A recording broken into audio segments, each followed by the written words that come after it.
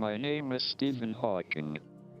I have devoted my life to study, teaching, and research in the field of cosmology, astrophysics, and mathematics, in an attempt to understand the most fundamental questions that have faced mankind since the dawn of time. During the course of my work, I have been fortunate to have worked with talented people, and in doing so, have led many projects, and developed theories that have helped us better understand the world and universe around us. The Stephen Hawking Foundation exists to ensure that there were any problems and unanswered questions, probably by scientists who are currently young children, or not yet born. I have been fortunate that despite my physical disability, I have been able to work. But I am conscious that there are all sorts of different disabilities that people suffer from. I believe that where there is life, there is hope. So I will continue working for as long as I can. And I hope you will join me on this journey.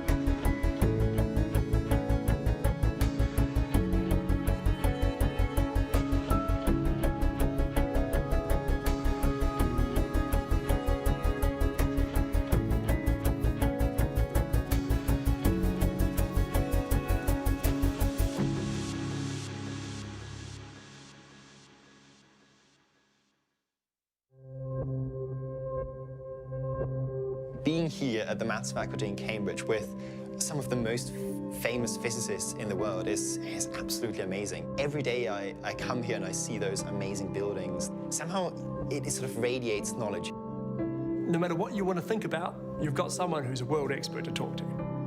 Yeah, Stephen Hawking is definitely a draw. Whenever he comes in, it never gets old. It's always still quite exciting when he comes into the department.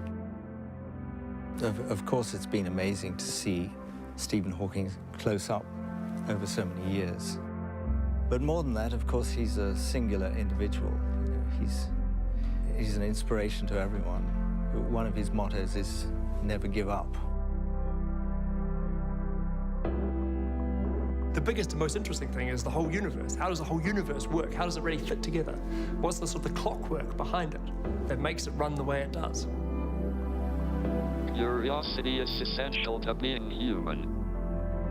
From the dawn of humanity, we've looked up at the stars and wondered about the universe around us. My Cosmos group is working to understand how space and time work from before the first trillions of a second after the Big Bang up to today, 14 billion years later. The Cosmos group focuses on the most extreme events in the universe, when the basic fabric of space and time is shaken up. We are searching for tiny signatures in huge data sets to find clues that will unlock the secrets of the early universe and of black holes.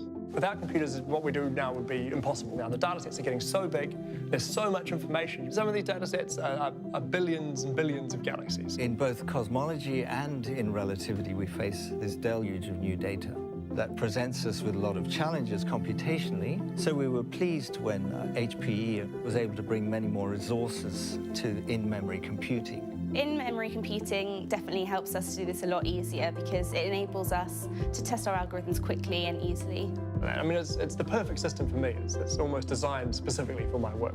It's so flexible. It allows you to ingest very large data sets and act on them immediately. It allows you to try out new ideas, new algorithms, to innovate and develop your codes faster. So it gives us a competitive edge in a very fast-moving field. Academia is a fiercely competitive industry. For you to stay ahead of everyone else, you've got to be pushing the boundaries. Having the right architecture behind you and the right systems behind you is a really key part of that. We work hand in hand with the scientists, getting a new system to help them even further in their scientific endeavors is just fantastic. The first ever direct detection of gravitational waves announced last year caught me by surprise, because I did not expect it so soon. The signal found by the LIGO experiment of two merging black holes marks the dawn of a new era of gravitational wave astronomy. It was really big news. Yeah, it opens up a completely new field. A billion years ago, two black holes in a distant galaxy, they merged together. The gravitational effect of this was so strong that it actually created these ripples in space-time. The gravitational waves traveled through the universe, and we measured those gravitational waves in our detectors, and we could predict the signal precisely. We've done very theoretical research for a very long time, and we can now suddenly take all of our theories, take all of our computer simulations, etc., look at the data on the fly and compare them to reality. I mean, this is what we want to do as physicists. Within memory computing, we can keep up with the flood of new data, and we can keep ahead because we are free to innovate. It allows us to do bigger simulations, more accurate simulations, and to really test our theory at a tighter and tighter level. So that's where shared memory computing really is the key advantage for us. Whip up a code, no matter how weird or complicated the idea is. You don't have to worry about how much memory you use doing that, and you get some idea of whether your idea even works. It's great because we can get students who, with a minimal amount of programming introduction, can actually use the system and do large-scale problems and get solutions. The field is moving too fast to wait until we are all advanced programmers. We want to be focusing on the science and on the discovery and testing our ideas. The universe really is the ultimate laboratory for testing our ambitious ideas about the fundamental building blocks of matter and of space and time. And there's not that many huge mysteries left in science out there, and we're really living a time where we should get them. But this high-precision science and our complex theories will only be able to confront each other using powerful computers. Without supercomputers, we would just be philosophers.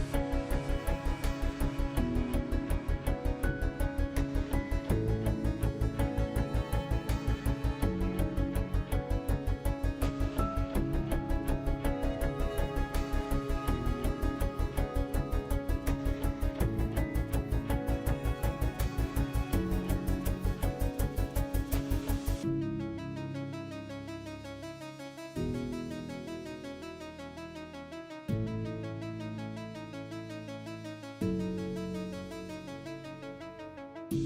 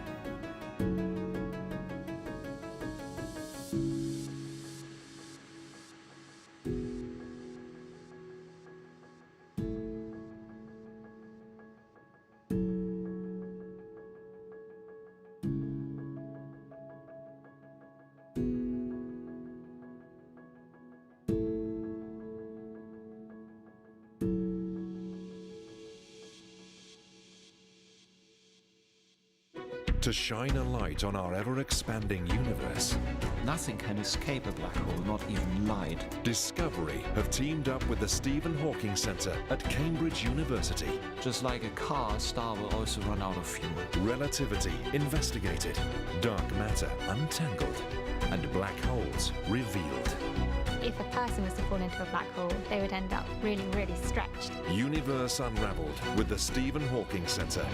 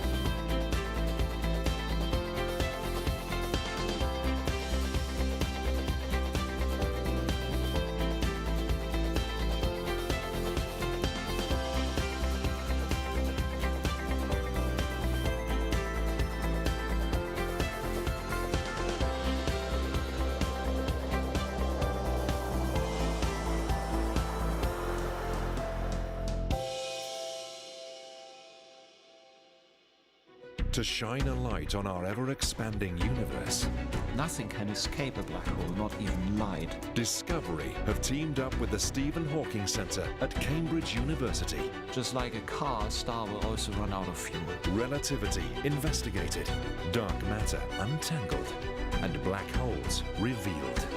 If a person was to fall into a black hole, they would end up really, really stretched. Universe unravelled with the Stephen Hawking Centre.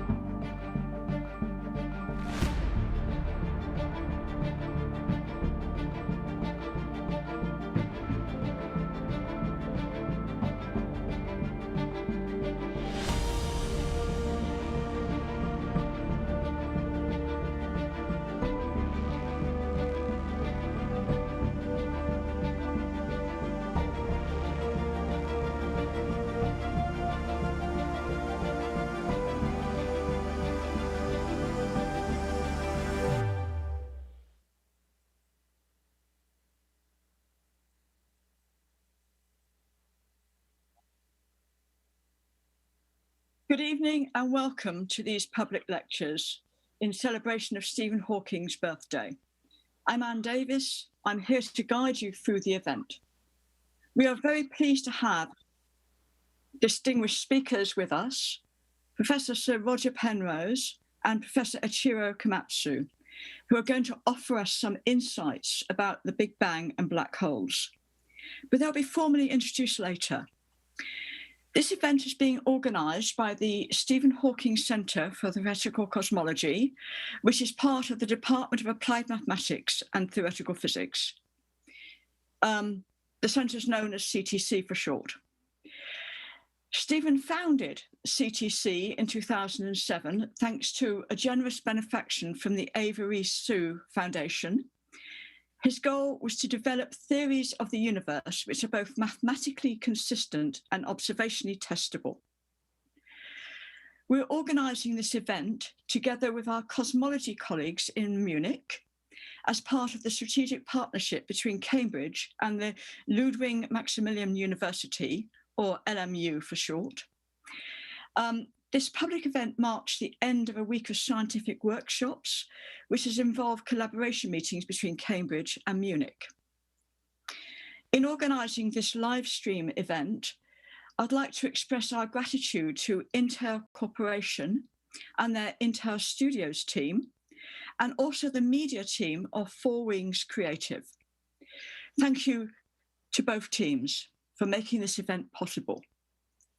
It's been a huge effort during the present lockdown, but Stephen Hawking's motto was never give up, and Stephen never did give up.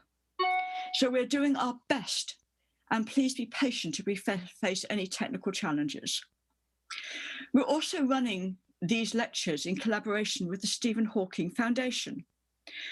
Among their aims is supporting research and outreach in cosmology and fundamental physics at both university level and at schools. So we especially welcome the younger members of the audience this evening. You are our future scientists. Welcome. We hope you enjoy these talks. Now, there will be an opportunity after the talks to quiz the speakers. So we have a website allowing you watching live to ask questions or vote for other people's questions. If you want to ask a question, then please follow the web link on the screen now, using a browser on your phone or laptop, iPad, and follow the online instructions. So to ask questions, please visit www.sli.do and search for Cosmo with a capital C, Q for question. So let's begin our public lecture. One of my Munich colleagues is standing by. It's Dr. Stella Seitz from LMU Observatory, and she will introduce our first speaker and the Q&A question immediately following our first speaker. So over to you, Stella. Thank you, Anne. It's a pleasure and honor to introduce Professor Eiichiro Komatsu to you. Professor Komatsu is a director at the Max Planck Institute for Astrophysics in Garching near Munich and honorary professor at the Ludwig-Maximilians-Universität in Munich. Professor Komatsu was born in Takaharuzuka near Kobe in Japan. Already as a child, he was fascinated by the night sky, and he was trying to understand how our universe became like what it is today. So he studied physics at Tohoku University in Sendai and obtained his Master of Science degree in 1999. And just 2 years later, in 2001, he received his PhD from Tohoku University. His supervisors were Professor Toshifumi Futamasi from Tohoku University and Professor David Spergel from Princeton University. During the years of his PhD work, Professor Komatsu was already a visiting member at Princeton University and at the Institute for Advanced Study under the supervision of Professor David Spergel. After his PhD, Eiichiro continued working in Princeton and became a WMAP postdoctoral fellow in Princeton University. Then, in September 2003, again, only 3 years after his PhD, 2 years, Eiichiro was hired as assistant professor at the University of Texas in Austin. He quickly climbed up the career ladder to associate professor in 2008 and to full professor in 2010 in Austin. In 2012, he moved to Munich to the Max Planck Institute for Astrophysics, where he is director since. What is so exciting about Professor Komatsu's research? Why does he receive, or his work receive so much attention? Understanding, measuring, and interpreting the cosmic microwave background of our universe is one of the main research focuses of Professor Komatsu. As we will learn from his talk later, the microwave background provides a snapshot of the infancy of our universe.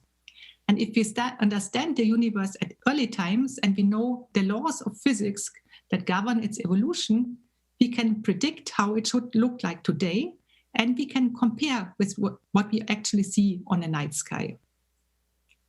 Eiichiro led several analyses of the microwave background data from the WMAP satellite mission, as he will explain in his talk. This allowed him to measure the key parameters of our universe with unprecedented accuracy. Professor Komatsu received many prizes for his outstanding scientific work. Among these were 2 very prestigious prizes for the WMAP science team as a whole. This was the 2018 Breakthrough Prize in Fundamental Physics and the Gruber Cosmology Prize in 2012. For his individual contributions to cosmology, Professor Komatsu was awarded, among others, with the Koshiro Hayashi Prize of the Astronomical Society of Japan and the American Astronomical Society Berkeley Prize for meritorious work in astronomy. Professor Komatsu is one of the world-leading experts regarding the microwave background, and its relation to the present-day large-scale structure of our universe. Eiichiro, in addition, is very eager and very experienced in explaining this topic to students and non-experts. This makes him to an outstanding speaker for our evening talk today. Eiichiro has recorded his today's lecture a little earlier to avoid any difficulties with the live stream, but he is also here with us live and he will be ready to answer questions straight afterwards. So as Anne already said, if there is something that you would like to ask, then please follow the website that you will be shown on the screen. But now, enjoy Eiichiro's talk. The title is, Where Are We From? Clues from the Light of the Fireball Universe. So let's go ahead and watch the video.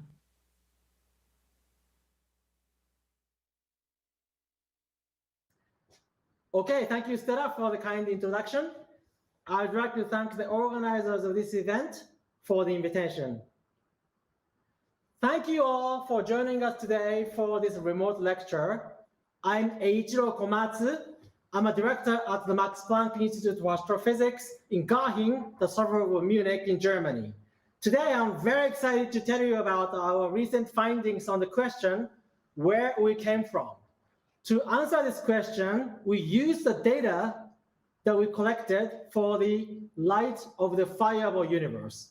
And we used a space telescope such as what you see on the screen now. Before we begin, let me set the stage for my lecture by showing you the animation from the Cosmic Voyage, that's IMAX theater movie filmed in 1996. Although this is not a scientific computer simulation of the universe, it captures the essence of today's lecture very accurately. So let me begin. Let's say our whole universe was in the hot, dense state. Nearly 14 billion years ago, expansion started, and wait, universe began to cool. Space doubles, temperature halves. Universe was opaque because electrons in the plasma would scatter light of the fireball universe. So light cannot propagate straight line. It cannot propagate freely until the temperature of the universe drops below 3000 Kelvin, at which moment, like this, universe became transparent because electrons and protons would form a neutral hydrogen that would not scatter the light as much as electrons would do. Now, so first thing you have to know is that the universe was opaque before. They became transparent at some point. But then you find lumps of matter in the universe, which already existed during the fireball universe. These lumps of matter would collide each other because they gravitationally attract each other. They grow bigger and bigger by merging together with the surroundings, and they eventually become galaxies. A galaxy contains lots of stars. Each star, now we know, contains multiple planets. And maybe, if we're lucky, one of these planets or many of these planets will host life, such as ourselves. So this animation will tell you that our ultimate origin was already there in the fireball universe. So there are two questions I want to give answers today. One, okay, universe in the fireball universe was bright, it's full of light. Where did that light go? I'll give you a very good answer for that. Second, you saw lumps of matter already existed in the fireball universe. Where did that come from? Because the origin of these lumps of matter, the initial irregularities, would be our origin. We think we have good answer for what the origin was, but to have the definitive answer for this, we would have to keep investigating, and we are hoping that in, let's say, near future, 15 years from now, well, within 15 years, we'll have very good answer for you. Now, let me then tell you that everything I tell you today has solid theoretical and observational foundations. In other words, I don't make stuff up today. If I don't tell you I'm speculating, you can be assured that what I'm saying is based on solid foundation. So relax, sit back, enjoy hearing the latest findings in the research in cosmology. So if you look up the night sky, you see stars. And that is the sky you see in the visual wavelengths. And you see Milky Way, gorgeous. But now, if you have appropriate machine to take the picture in microwave, let's say 1 millimeter wavelengths, then you see the sky that looks like this. The sky is full of the light from the fireball universe. So to answer the first question, where did the light of the fireball universe go? It didn't go anywhere. It's still with us. It's everywhere. We're immersed in light of the fireball universe today. Light of the fireball universe is pouring down on Earth. This is called the cosmic microwave background. So now these days, of course, you think that the air is full of novel coronavirus, and that's very depressing to thinking that way. But I tell you, if you look at the volume of one sugar cube, that's 1 cubic centimeter, there are 410 photons, particles of light from the fireball universe. So we are literally immersed, we're surrounded by the photons of the fireball universe. So forget coronavirus for the moment, at least for next 30 minutes or so. Think that you are in the middle of, you're surrounded by light of the fireball universe. Now, all of that is super complicated, and then you understand this in the head, but maybe you don't understand by heart. So to fix this problem of communication, I teamed up with a movie director, Mr. Kosaka in Japan, who is well known for his beautiful movie for full dome projection. Namely, this is the movie for the planetarium, okay? And we created probably the world's first full dome movie dedicated to the cosmic microwave background, history and physics and research of that. So, but because this is a full dome movie, which I'm projecting on a screen, you have to imagine, okay, that the middle of this screen, middle of the circle would be your zenith above your head. Then the bottom would be front, top would be your back, sides are sides. So let's begin. The cosmic background radiation was predicted as a consequence of the expansion of the universe. The beginning of the universe was like a dense ball of fire. Everything was immersed in light. It was just like the center of the sun, like a fog where light couldn't travel straight.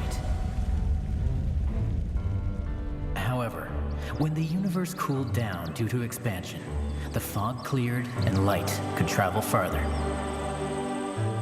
Shouldn't this light reach the Earth today? This light gives us the oldest picture of the universe that we can ever see directly.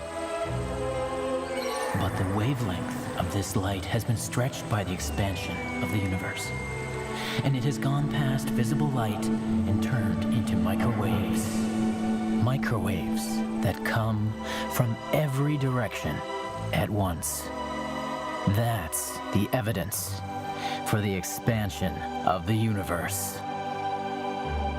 That's right. So this makes our life very easy when we try to explain complicated concepts such as this one to the public audience. So I hope you enjoy the movie. And then we have a few more of these. So indeed, the visible light has wavelengths, which you can see.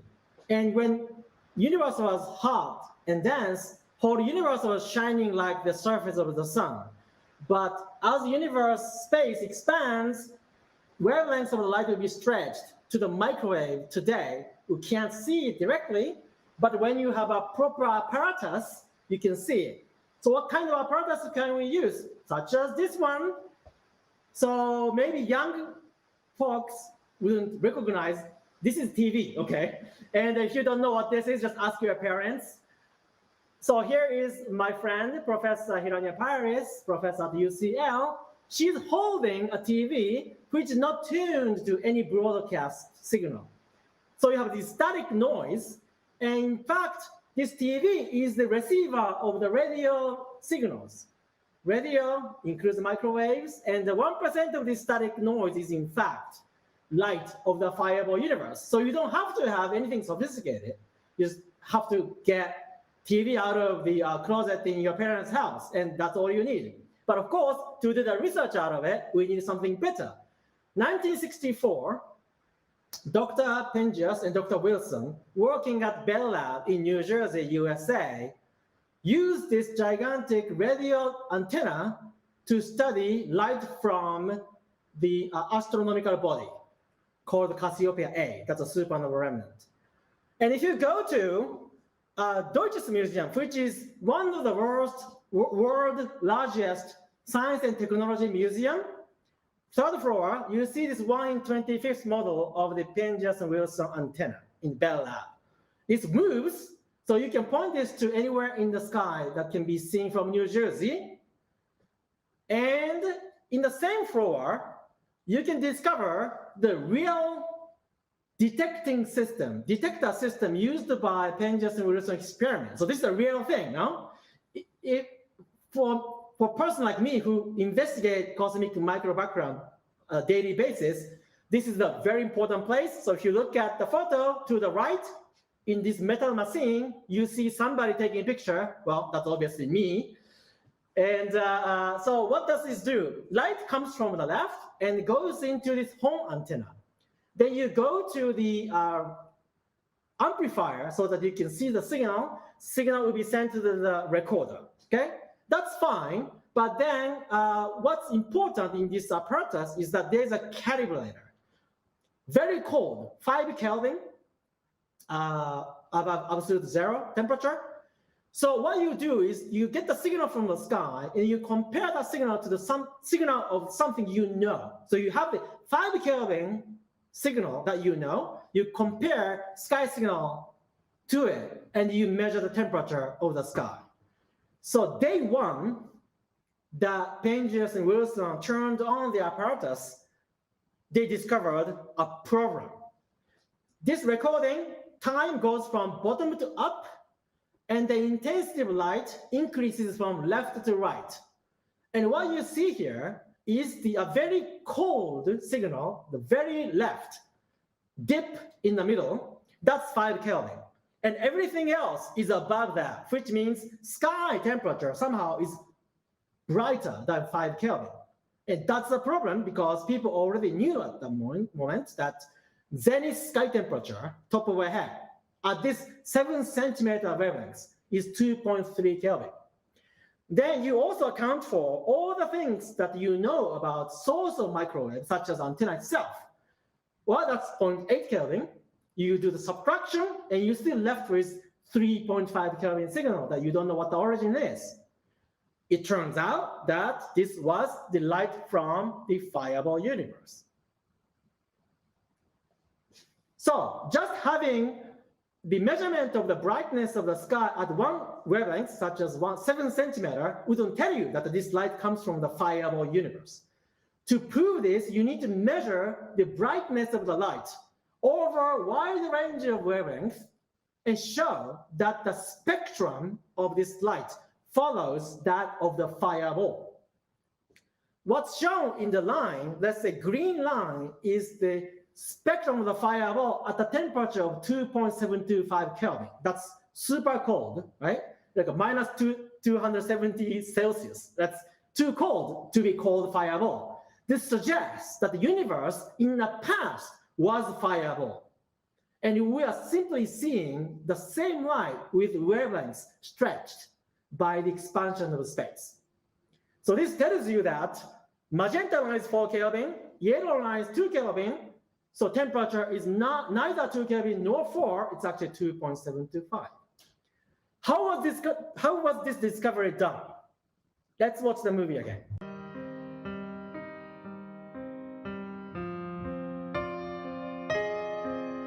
In 1989, the Cosmic Background Radiation Probe, COBE, was launched into space.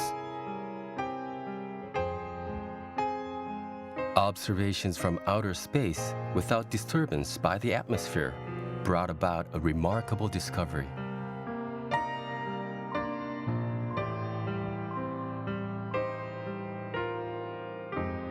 The spectrum of the cosmic background radiation matched the theoretical expectation of the Planck distribution.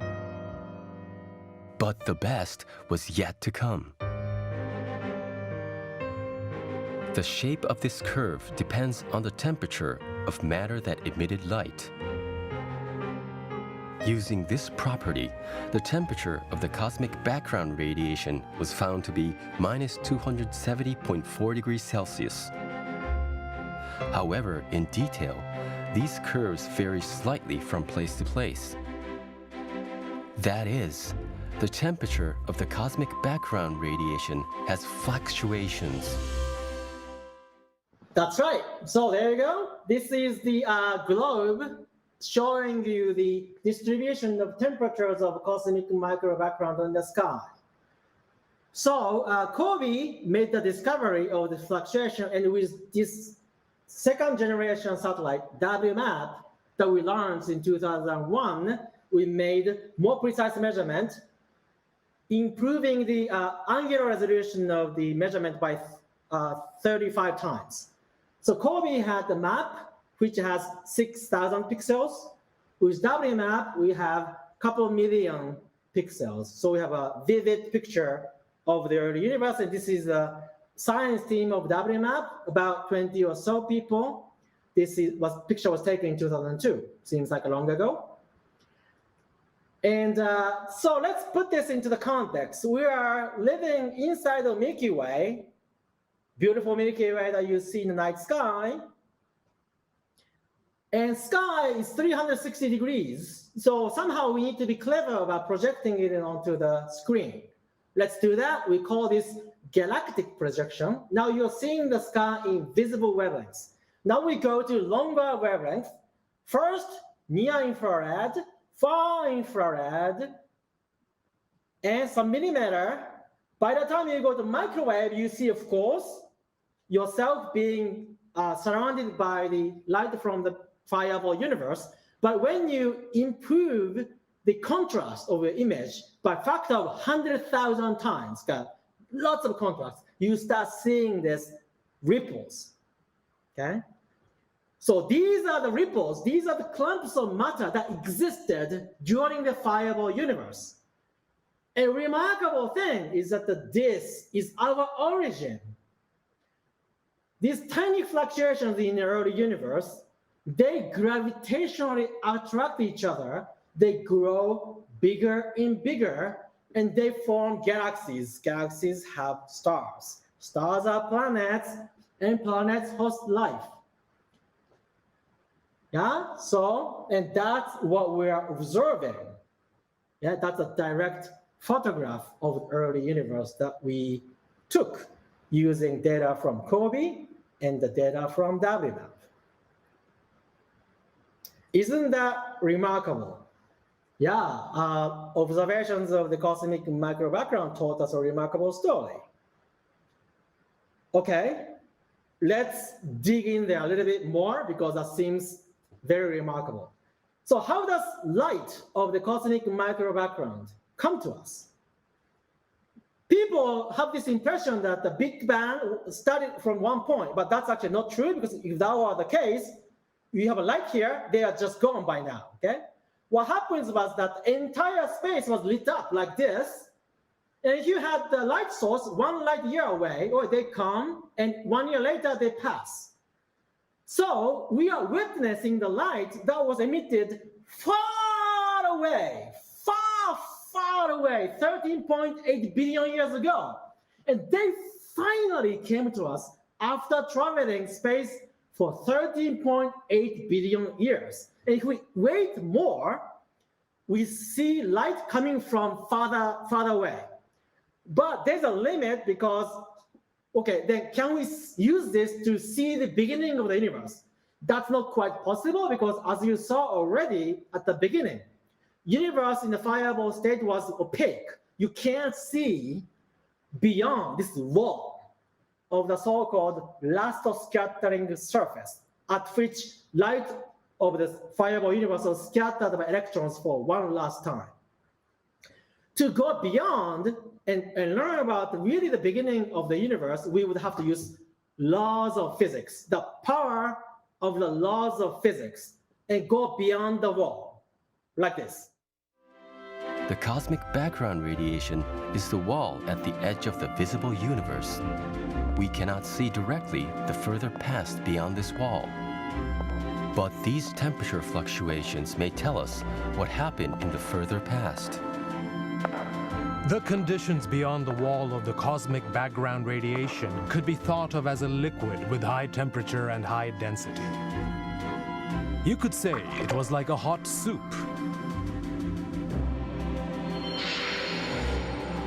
Something happened behind this wall that made waves, which can be seen in the fluctuations in the cosmic background radiation. There must have been a grand sound that shook the universe. We can learn a great deal about the universe if we can extract this cosmic sound. The origin of the sound would be the moment of the birth of the universe. So you heard that universe was like a hot soup, like this. This is the Japanese signature soup, miso soup. Miso soup is great because it's opaque, right? And then it's not so viscous, so that when you drop tohus into miso soup, it creates ripples, just like the real universe. So the thing is, when universe was so hot and dense, the matter was completely ionized and formed a plasma. This plasma behaves like a fluid, a soup. So let's imagine dropping tofu into a miso soup, and maybe we have two miso soups with different amounts of miso. In one hand, you drop tofu, creates ripples. Maybe ripples propagate differently depending upon how much miso you have in the soup. Or maybe you have potato instead of miso, like Germans love, Kartoffelsuppe, but in that case, you drop kartoffel into it, nothing happens because it's too viscous anyway. So maybe that's the cosmic micro background we're seeing. To prove that, how do we analyze the data? Okay, so what we do is to decompose this image into a set of waves. And if you're familiar with image processing, you're a photographer, you are a movie director, then you're familiar with how to analyze images, and you remove high frequency noise, you retain lower frequency signals, and so on. If you're a musician, you're also familiar with not the image processing, but the processing of the acoustics data. Same thing, you decompose sounds into a set of waves, and you try to play with it. Universe is the same. Here we are trying to decompose ripples in the cosmic micro background temperature into a set of waves, and we plot the amplitude of waves as a function of the wavelength. Then you see that vertical axis is the amplitude of waves, the horizontal axis is 1/over wavelengths. As you go to the right, you're seeing shorter wavelengths. As you go to the left, you're seeing longer wavelengths. And the thing is, this looks like a wave. You see oscillations. Wow, universe was like a miso soup. This is the real data sets. You see, I'm not bullshitting. This is the real thing. And the fact that the universe behaved like a miso soup, I don't know if Professor Peebles was thinking of miso soup at that time, probably not, but he was thinking of some other soup. This prediction was made in 1970. Discovery of the sound waves was done in 1999 to 2000. So sometimes theoretical physicists predict something remarkable and it takes 30 years for confirmation. Here, we really thank you who support science by paying tax. Sometimes it takes decades for exciting discovery to be made, but we ought to be sometimes patient and then enjoy hearing the exciting discoveries such as this one. I hope you share the excitement here, and we sincerely thank you for the support. So discovery was made theoretically and then confirmed in 1999. And for that, Jim Peebles shared the Nobel Prize in year 2019. Now, this drawing looks pretty good, actually, because that's how it looks in real life. So we took this picture in international conference in Goa, India. And then Jim Peebles holds an umbrella. I also hold an umbrella. Why? So East Asians, I'm Japanese, love umbrellas. Both men and women want to have umbrella even under the sunshine because we want to protect our skins from UV radiation. So I'm holding my wife's umbrella. Jim is holding my wife's Taiwanese friend's umbrella. So we all enjoy sunshine. Anyway, in the meantime, in the same year, 1970, scientists in Russia, Moscow, Rashid Sunyaev and Yakov Zeldovich made the same theoretical discovery that the universe would behave like a miso soup. Maybe they were thinking about borscht, I don't really know. Same year. And they thought that this thing would be so tiny that it would never be discovered. But you know, science is such that after the decades of effort, it will finally be discovered.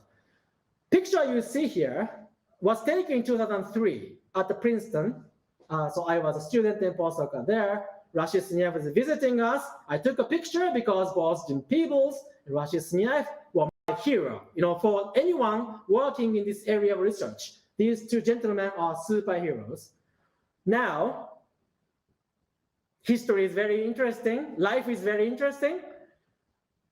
After 2012, so about 10 years after that, I came to Max Planck Institute where Rashid Sunyaev was a director, so we became colleagues. If I told Eiichiro Komatsu in year 2003, you eventually become a colleague of Rashid Sunyaev, he will faint. Okay. So life is very interesting. We can use a computer calculation to recreate the state of the universe this sound traveled through. The universe at this time was dense and behaved like a liquid, such as a soup.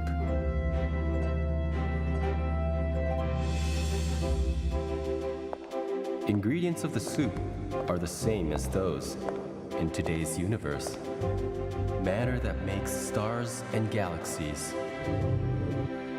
And dark matter and dark energy exist, even though they cannot be seen directly by our eyes. Galaxies can keep their shapes, thanks to dark matter providing gravity.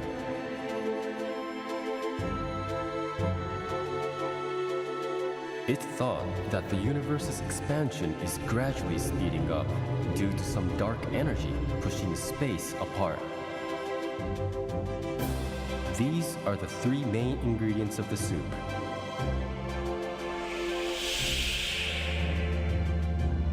Space expanded with time.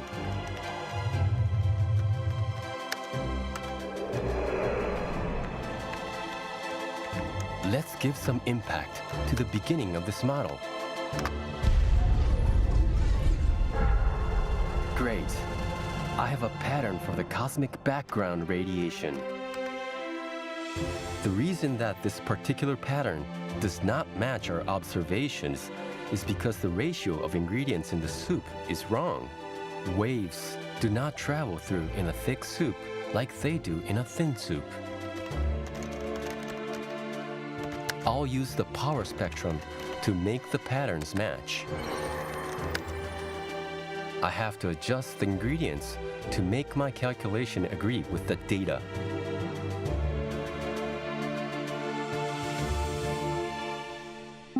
Incredible! The visible part of the universe, like stars and galaxies, makes only 5%. The universe is dominated by invisible components. So this is very interesting. Our universe is dominated by invisible components such as dark matter and dark energy. Well, that by itself is an exciting avenue of the research, but today we're questioning. Let's give some impact to the beginning of this model. What impact? Who gave that impact? Who dropped the tohus into the miso soup in the first place? Because there weren't tohus at the beginning, there will be no sound waves. a leading idea proposed by Stephen Hawking and others is that nobody gave the initial kick towards quantum mechanically immersed. So this leading idea suggests that we all came from the quantum fluctuations. In the very early time, the visible universe was so small that the physics that governs the small world, the quantum mechanics, has to play a role. And in the quantum world, nothing is certain. You cannot tell how much energy there is in one location versus the other. Everything was fluctuating. That's fine, but typically, this microscopic world has nothing to do with the macroscopic world, such as galaxy. So what's the missing link that connects small world to large world? And that's what we think is this idea of cosmic inflation. In the tiny fraction of a second in the early universe exponentially became large. So one thing that the coronavirus did to the society is that now we all understand what the exponential growth means. It's a remarkable rate of increase of anything. This exponential expansion is so enormous, so rapid, that something of the size of atomic nucleus would become the size of a solar system in tiny fraction of a second. And that will stretch the wavelengths of the microscopic fluctuation to macroscopic scale, such as the galaxy. Now you hear that, and your first reaction is, what? How can we believe such a statement? And of course, we always have to verify such a statement by observational data. And I tell you that since the first discovery of the temperature fluctuation by Kobe in 1992, we have accumulated enormous amount of evidence in support of this prediction of the cosmic inflation and quantum mechanical origin of all structures. So we have a pretty good evidence, but we want more evidence.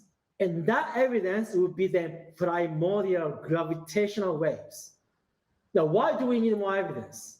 Because Carl Sagan says the extraordinary claim requires extraordinary evidence. And we think we're talking about extraordinary claim because we are saying essentially we all came from the quantum mechanical fluctuation. We got to have a very good evidence for that. So gravitational waves stretch space. In this manner, you can't see gravitational waves by eye, so let's visualize that by having ring of particles and watch how they move. So gravitational wave changes distances between 2 points in such a way that the ring of particles will distort in this form. Now, if you have cosmic micro background with uniform temperature and have gravitational waves pass through it, gravitational wave stretches space. When it's stretched, light of the wavelengths of the light would also be stretched. When wavelength is stretched, it's cold. So when you have electron in the middle of this electron will see, for example, from the left and right, cold photons, bottom and top, you see hot photons. When electrons scatter this photon and light comes toward us, okay? So light comes out of the screen and comes toward you, it's polarized. So there's a preferential direction in which electric field of the light wave would oscillate. How do we know that? Because when you have the sunlight being scattered by the windshield, this light is horizontally polarized. And to prove that, all you need is the polarized sunglasses, which will block light that oscillates in horizontal direction, but transmits the light that's vertically oscillating, and you can see through the car. Okay, so to get the polarization, you need to have anisotropic incident light, such as that created by gravitational waves, and scattering by something, in this case, electron. Okay, so if you look at beautiful temperature map taken by European Space Agency's Planck satellite, that's a third generation CMB satellite after WMAP. That's a beautiful temperature map, but then they also measured polarization. So that's the direction of the polarization as well as the intensity of polarization. Unfortunately, this is not yet gravitational wave. This is in fact polarization coming from the sound waves, and to measure this polarization from gravitational waves, we need to have more measurements. So there are multiple ground-based experiments taking data in Chile and South Pole. Now, we think that this is so important to do that experimentalists are now joining forces together to have, let's say, Simon's array. That's the joint experiment of groups in Chile and South Pole Observatory.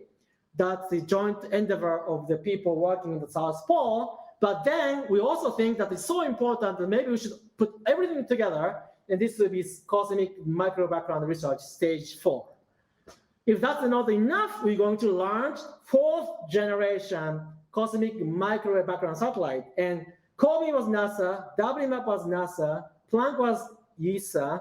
This is the first time that the Japanese Space Agency, JAXA, will send cosmic micro background satellites into space. Let's see.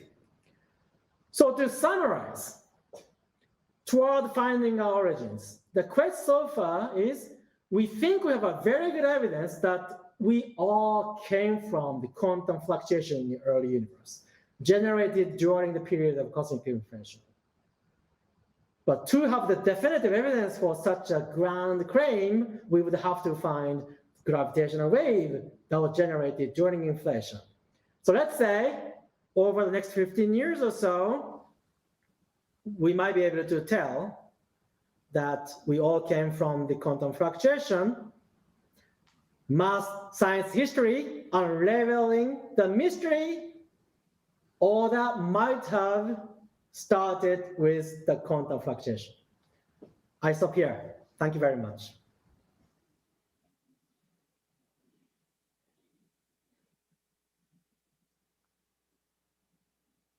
Thank you, Eiichiro, for your excellent lecture and the fantastic movies. I'm sure it will have raised many questions in the minds of our audience.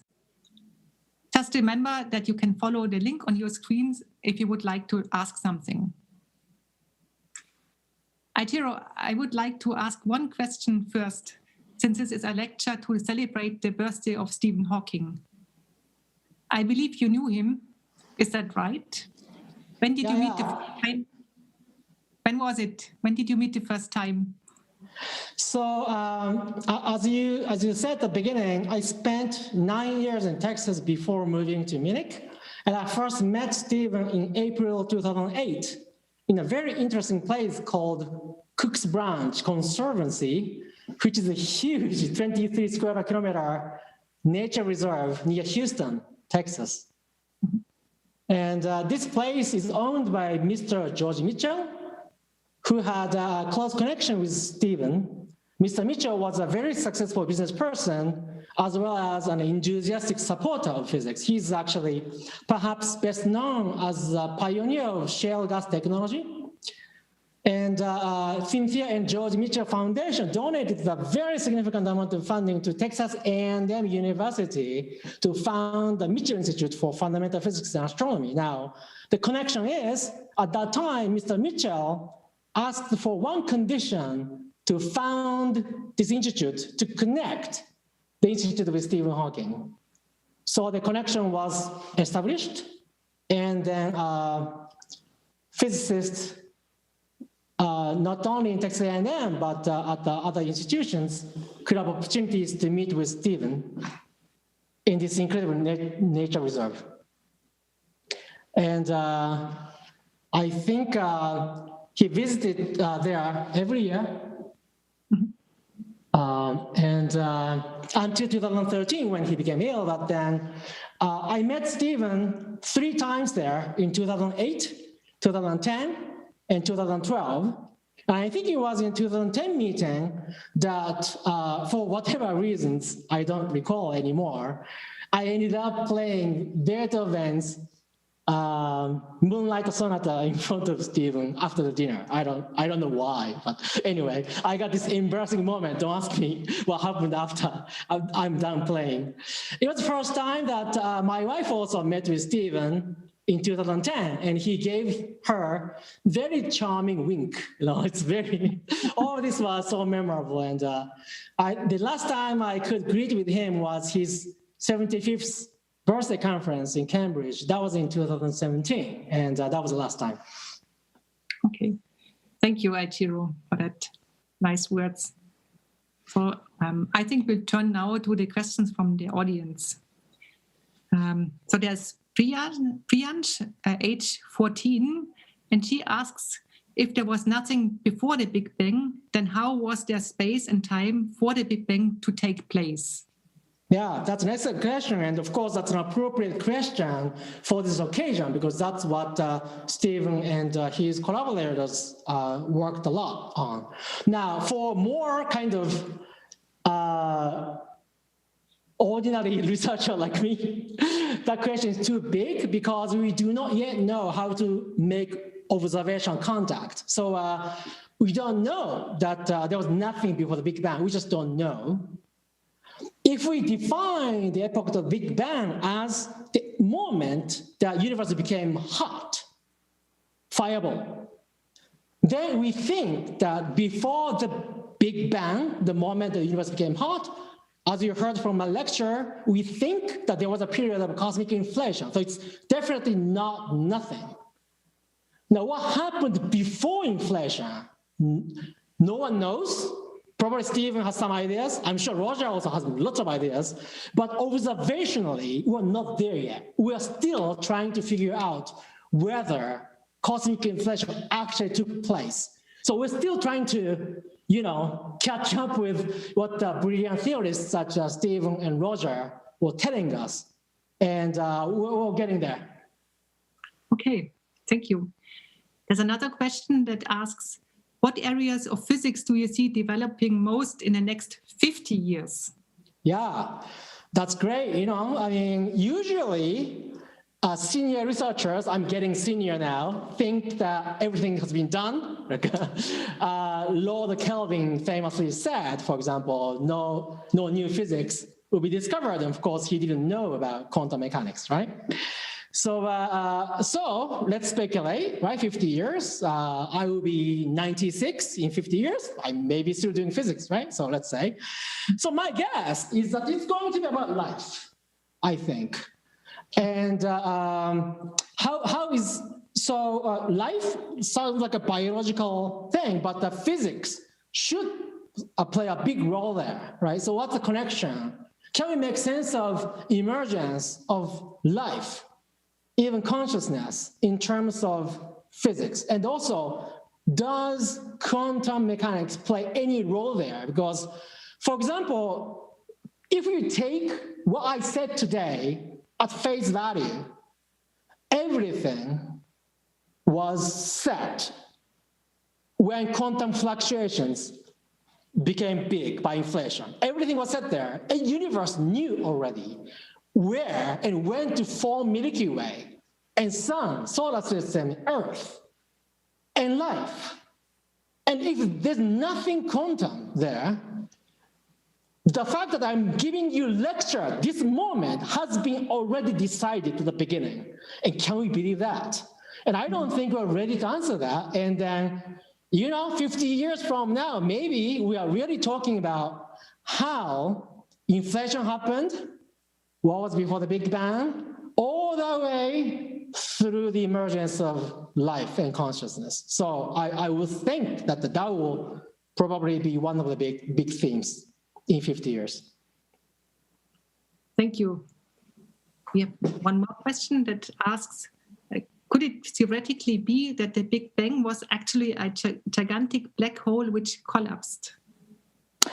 Yeah, great question. And why don't I defer that question to Roger? Because I know that that's precisely what he's working on now. And he might be actually giving a talk on this during his lecture. So let's wait for that. If he doesn't answer that question, because it's a pre-recorded lecture, right? He wouldn't know that you're asking this question. Why don't you ask that question to Roger after his lecture? I'm looking forward to his answer as well, personally. Thanks for the question. So Edgar, aged 12, wants to know, do you think the theory of general relativity will break down at the smallest length scale possible, otherwise known as the Planck length? I think so. I think many people think that way. And Stephen Hawking, Roger Penrose, I mean, they're both working a lot on this area, and I believe both of them think that the general relativity would break down. General relativity, as we know, right? So general relativity is a classical theory that's not yet combined with quantum mechanics. And but the current best guess for what the quantum gravity idea is, which is string theory, in the Planck scale, definitely theory will be very different from general relativity. So at least we have a candidate theory at the Planck length, and we know that it's very different from general relativity. We don't know if that's true yet, but we have some idea. We have very short time to ask one last question, and this is, what does the daily work of an astrophysicist of such high level look like? Yeah, I mean, I don't know if it's a high level, but we check emails and go to the institute, and then open up a laptop, look at the data, right? Stare at it. We use some mathematical tools to analyze this data. Be hungry, get lunch, a cup of coffee, but most importantly, talk with my colleagues, students, researchers, talking. The reason why we ever go to our research institute is to talk to people. So I guess it's very much the same as your daily school life. You wake up, get breakfast, go to school, talk to people, learn from people, play with people. That's what we do. We enjoy our research, and we just go to the institute to play with the universe. That's what we do every day. Thank you, Aichiro. I think that's very true, the picture that you described. I'm afraid that this is also the last question, and then we have to end now the live questions. So thank you again, Aichiro, for your fascinating insights and I hope that everybody enjoyed the talk as much as I did. It was really great. And now I'm very curious about the rest of the lectures. And I'm now going to hand back to Anne Davis, please. Thank you, Stella. Thank you, Aichiro, for such an excellent lecture. We're now going to turn to our next speaker, Professor Sir Roger Penrose. But I do want to point out that if you didn't get the opportunity to ask some of your questions, then at the end of the programme, we'll have a panel of young experts available who'll continue to stay online to answer any questions live on air. I'd briefly like to introduce Hayley McPherson, who's going to be coordinating this and explain a little bit more about it. Hi, Hayley. Can you tell us a little bit more about what's happening after the lectures, please? Hi, Anne. Yeah, of course. Thanks. So we've put together an expert panel of young researchers from Cambridge and Munich to answer any questions that Aichiro and Roger did not have time to deal with.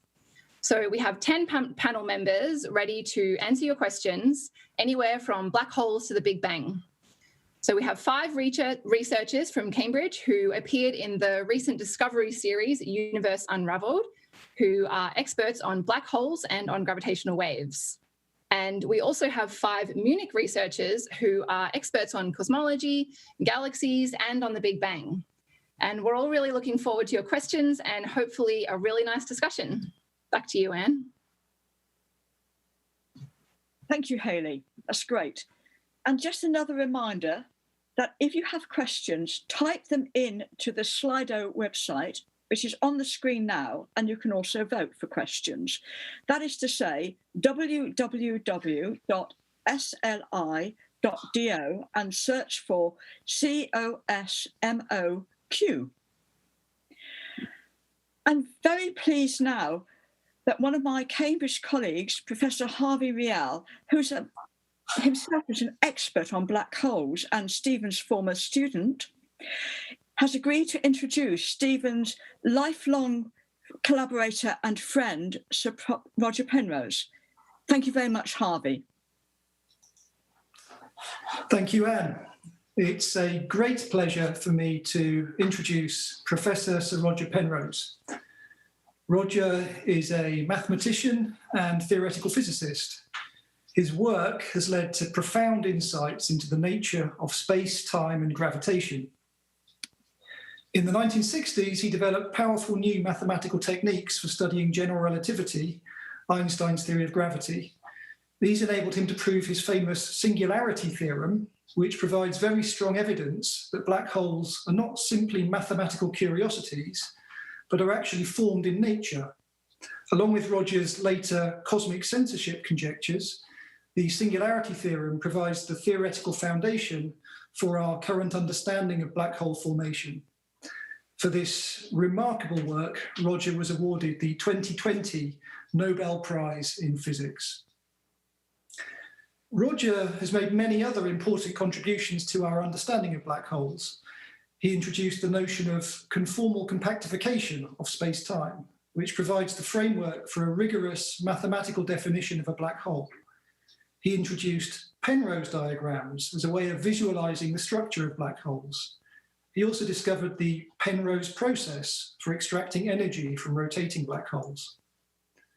Later in the 1960s, Roger joined forces with Stephen Hawking to extend these new mathematical techniques to cosmology. The resulting Hawking-Penrose singularity theorem provides strong evidence that our universe must have begun with a Big Bang singularity. Roger is the inventor of twistor theory, which is an ambitious program originally aimed at developing a quantum theory of gravity. Although this goal has not yet been achieved, twistor theory has found many other important applications in both mathematics and in theoretical physics.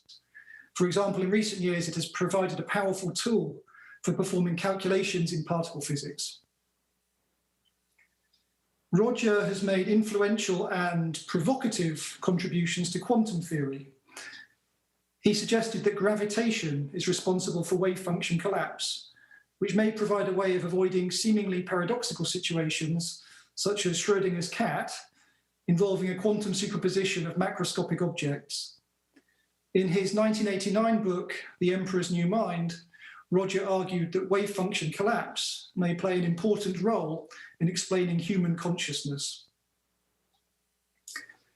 Another of Roger's well-known discoveries is the Penrose tiling, which provides a way of tiling your bathroom using tiles of just a few different shapes in such a way that the pattern never repeats itself. Together with his father, Roger investigated so-called impossible objects, which are objects that can be drawn on a piece of paper but cannot exist in the real world.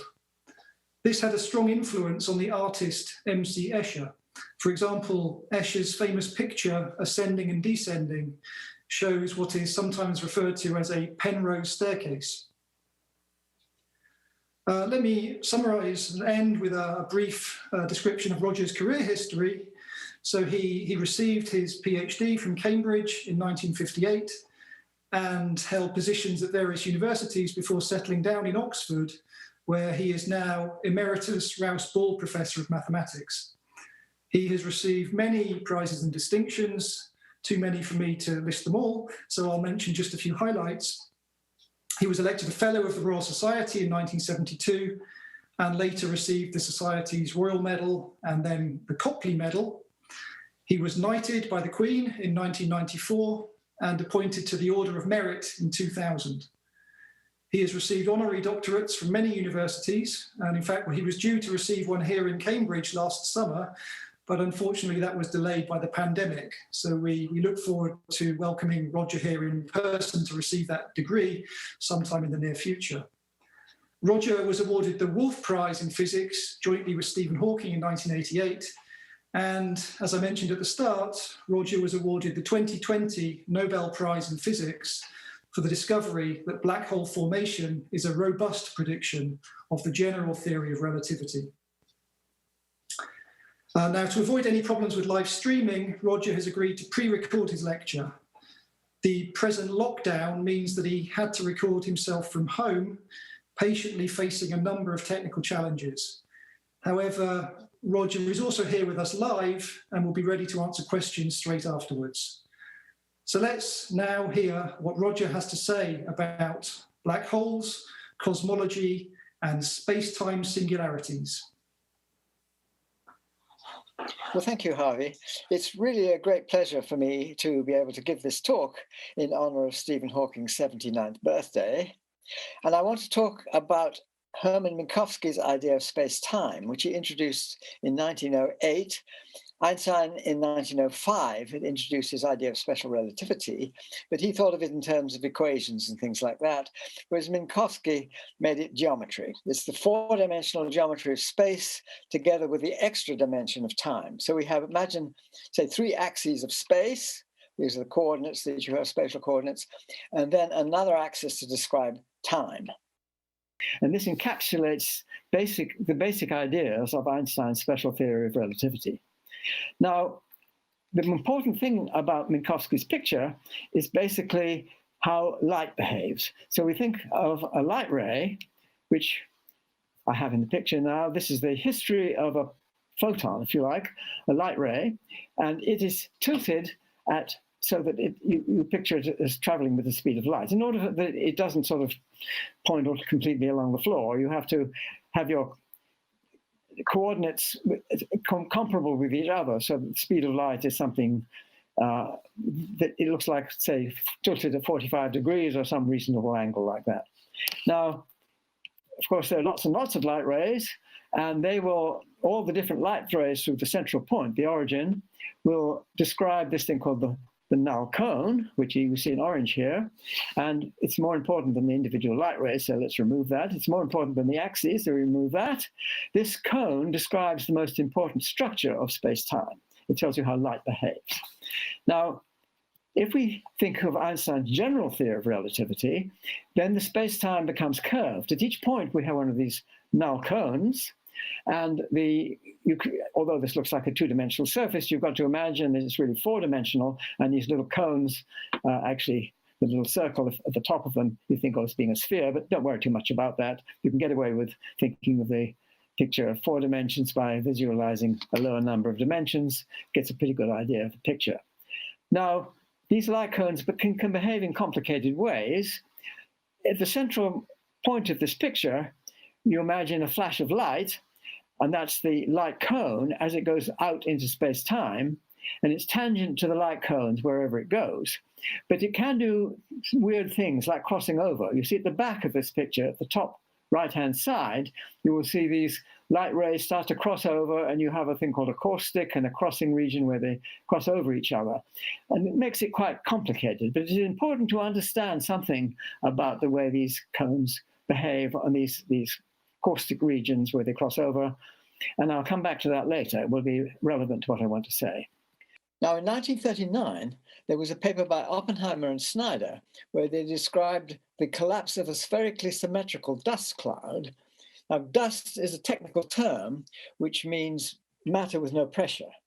And their picture, this is now a space-time picture. I'm not sure they drew a picture like this, but this is more or less what their description was. You imagine time going upwards. So you could take sections of this picture as you go up and up and up and up, and that would be the evolution as time evolves. And the cones, you will see, start tilting in strange ways as they go up at the top.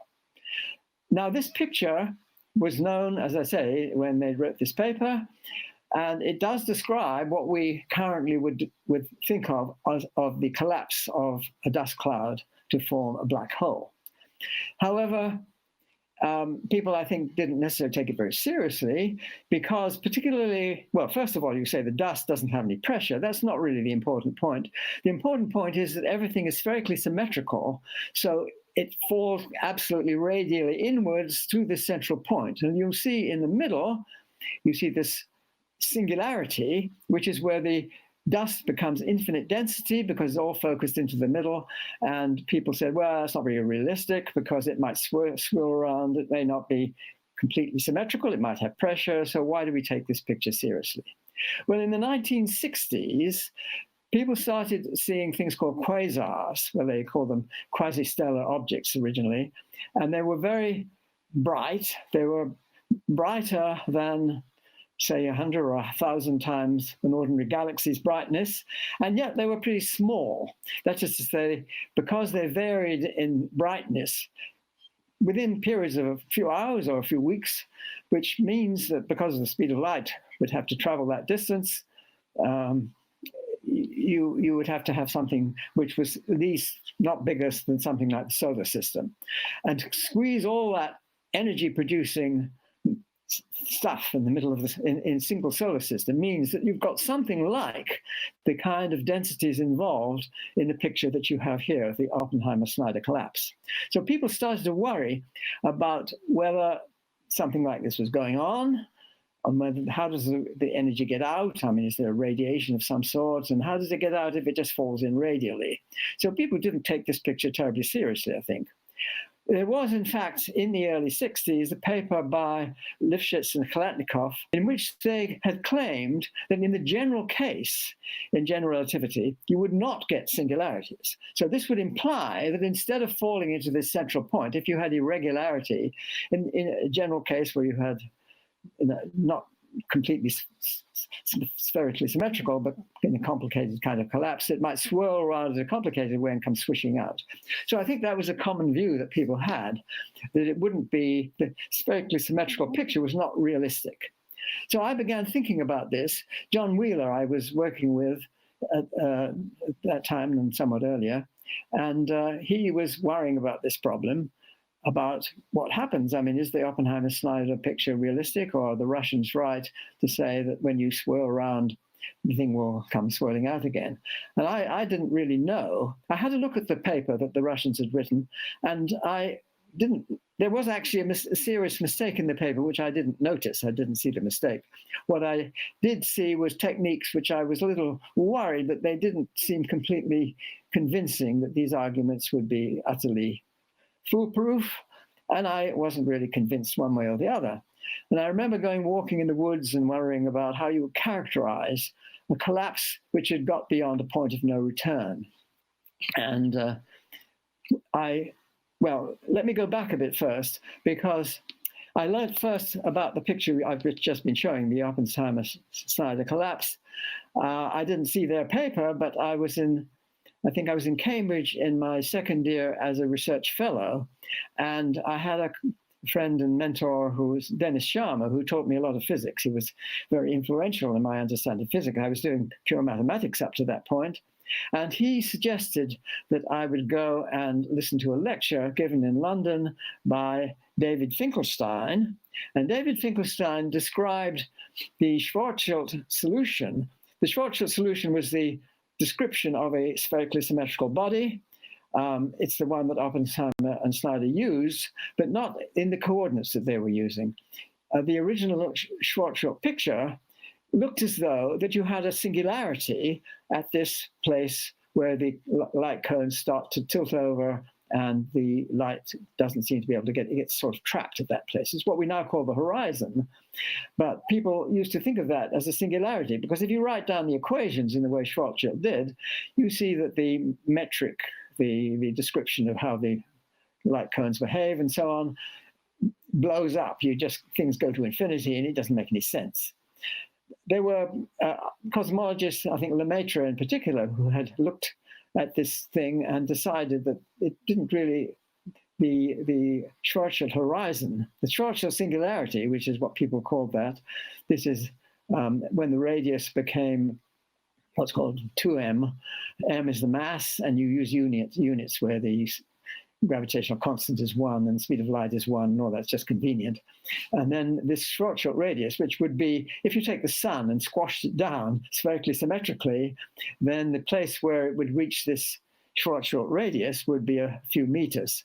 If you took the Earth, it would be, I don't know, about a centimeter or something like that. So it's very unrealistic for an ordinary star, or certainly for a planet. So people didn't really believe that these things would get that small. Nevertheless, there was work which showed if you have things like, neutron stars or white dwarf stars in particular, then you do get trouble when they possibly collapse and they cannot support themselves. So people did worry about these things. And in fact, Wheeler and others, I remember Fred Hoyle and his collaborators were really wondering whether the Schwarzschild radius might be coming in and producing some horrible thing. So if you take the Oppenheimer-Snyder collapse, you see you don't get a singular state there. It just seems to fall through until you get the singularity in the middle, but maybe that's not realistic because it would swirl around and do complicated things. Anyway, I remember walking in the woods and worrying about the thing that David Finkelstein had explained to me, and I'd worried when he explained it to me that you have this singularity apparently of the Schwarzschild radius, which is not a singularity, but choosing the right coordinates, you can sort of fall through it, and it's not a singularity, it's what we now call a horizon. Nevertheless, you still get the singularity in the middle, and it didn't seem that there's any way of getting rid of that singularity in the middle. And I wondered whether that was a general theorem or something. Is there a theorem which said if you had a very irregular collapse, did you still get a singularity? You seem to get rid of the one at the Schwarzschild radius, but can you get rid of it altogether? And I wondered whether there was a theorem or something of that sort. That was in 1958, and I really didn't know very much about general relativity. I started to think, what do I know about general relativity that other people might not know? And maybe that would be useful to me if I was going to try and prove something like this. And I thought, well, I know something about space-time, which is probably not very well known, which was the idea of two-component spinors. I learned about these from Paul Dirac, the great physicist, in lectures where he was describing quantum mechanics and then quantum field theory. And in the lectures in quantum field theory, I think this was the term which I went to in my first year as a research fellow, and he deviated from his normal course and described two-component spinors. Now, you see, Dirac was interested in spinors because he was very famous for having introduced the equation for the electron, which is called the Dirac equation. The Dirac equation uses what are called four spinors. They've got four components. And Dirac was, I think, aware that you could split them down into two-component spinors. But the two-component spinors were a little more primitive, but you needed two of them, if you like, two of the two-component spinors to make the proper Dirac equation for the electron. But he knew about the two-component spinors, and he described them in this lecture, which made them completely clear to me. I'd wondered about them before for various other reasons. And this picture that you see here is really a picture or a geometrical description of a two-spinor. On the left, you see the celestial sphere. So if you like, that's, well, it's either the past light cone, which goes out to infinity, that's the sky when you look out at the sky, or it's where your light rays go out into the future. It's the future sky, if you like.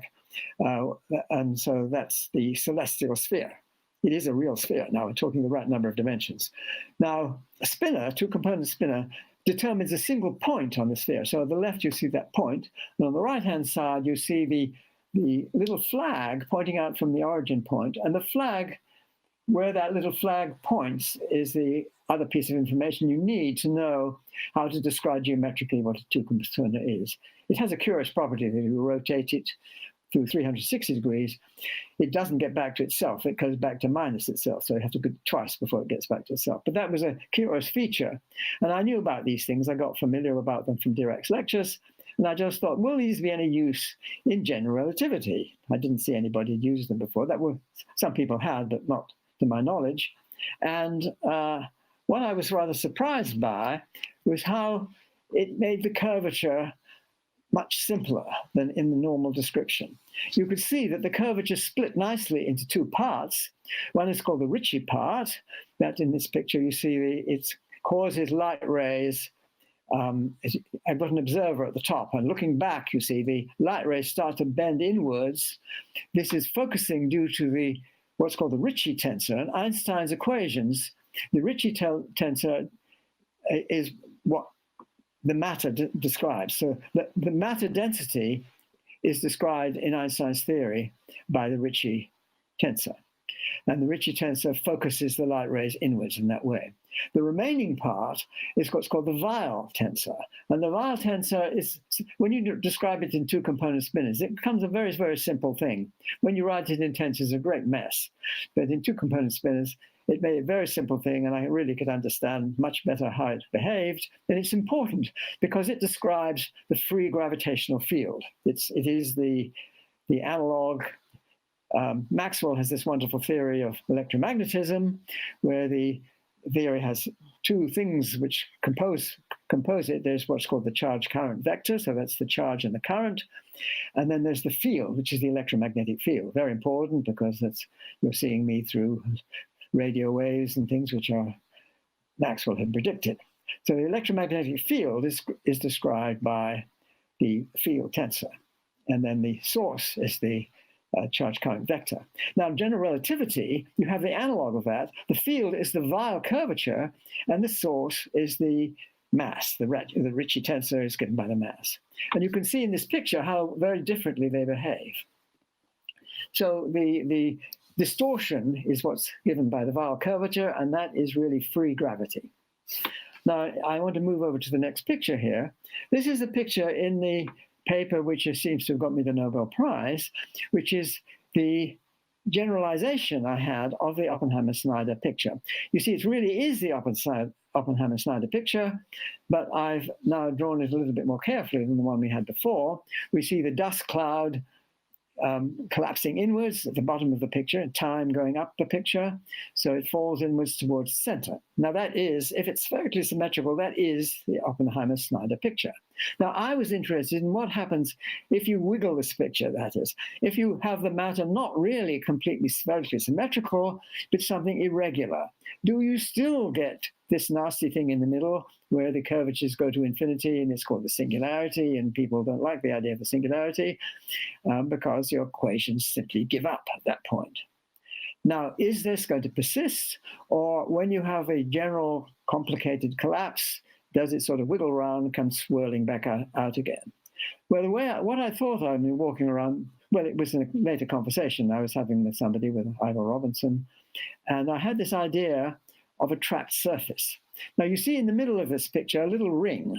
This ring is going round the matter, it's surrounding the matter, but just a little too late because it's got inside the horizon. The horizon is described by this cylinder that you see going upwards to the top.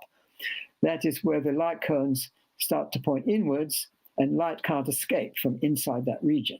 Now if you have this trapped surface, which is the little ring going, I call it a trapped surface because although, as I said before, the picture is you're losing a dimension, and that ring looks like a little circle where it's really a two-dimensional surface because you've got to have an extra dimension, but don't worry too much about that. The point about it is that you could imagine a flash of light on that ring, and as that flash of light, what's its history going to be? You can see that its outward part is falling inwards as well as the inward part. So let me move on to see what this is. Here I have an element of that. The bottom is a little, now I've drawn it as a two-dimensional surface. So we see that little element of the surface, and the flash of light, there'll be an outward flash and there will be an inward flash. The outward flash is on the right, moving up to the right. The inward flash is on the left. And the history of that is the cone that you see. So that the little flash of light, I'm trying to draw two dimensions in the space-time at the same time, so it's a little confusing, the picture, I'm afraid, but that is the picture of what a little flash of light would do. Now here is what a trapped surface would do. Look at the top left of the picture.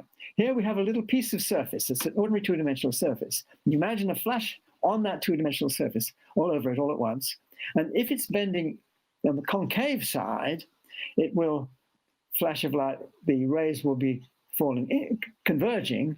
On the convex side, they will be diverging. Now that's the normal experience. On the right top, you will see what I'm picturing a trapped surface would be like.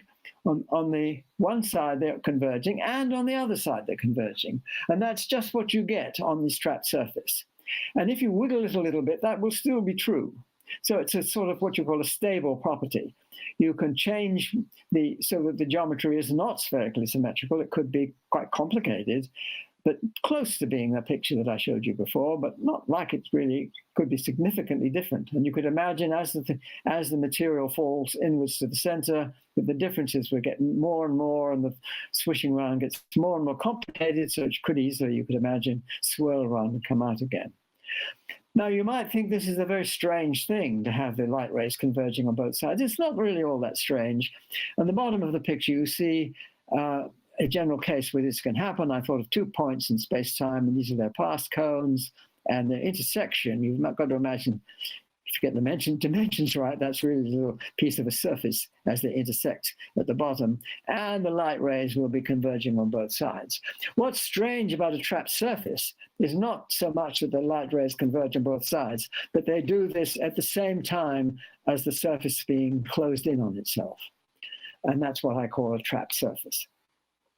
Now, what I considered in this situation is the future of that trapped surface. So in the picture I showed you a moment ago, we had the shaded in the region to the future of that surface. What do I mean by the future of that surface? I mean that all the places you could get to without exceeding the speed of light. So that's the future of that surface.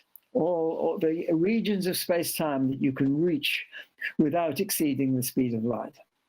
Now, what's the boundary of that region going to be like? Well, you remember on the very early picture I showed you what the light cone of a point did. It started to cross itself, and you get situations like this in this picture where you see the light rays start crossing each other, and it's really a nuisance if you want to have to think about that. But the key point of it is that you don't have to.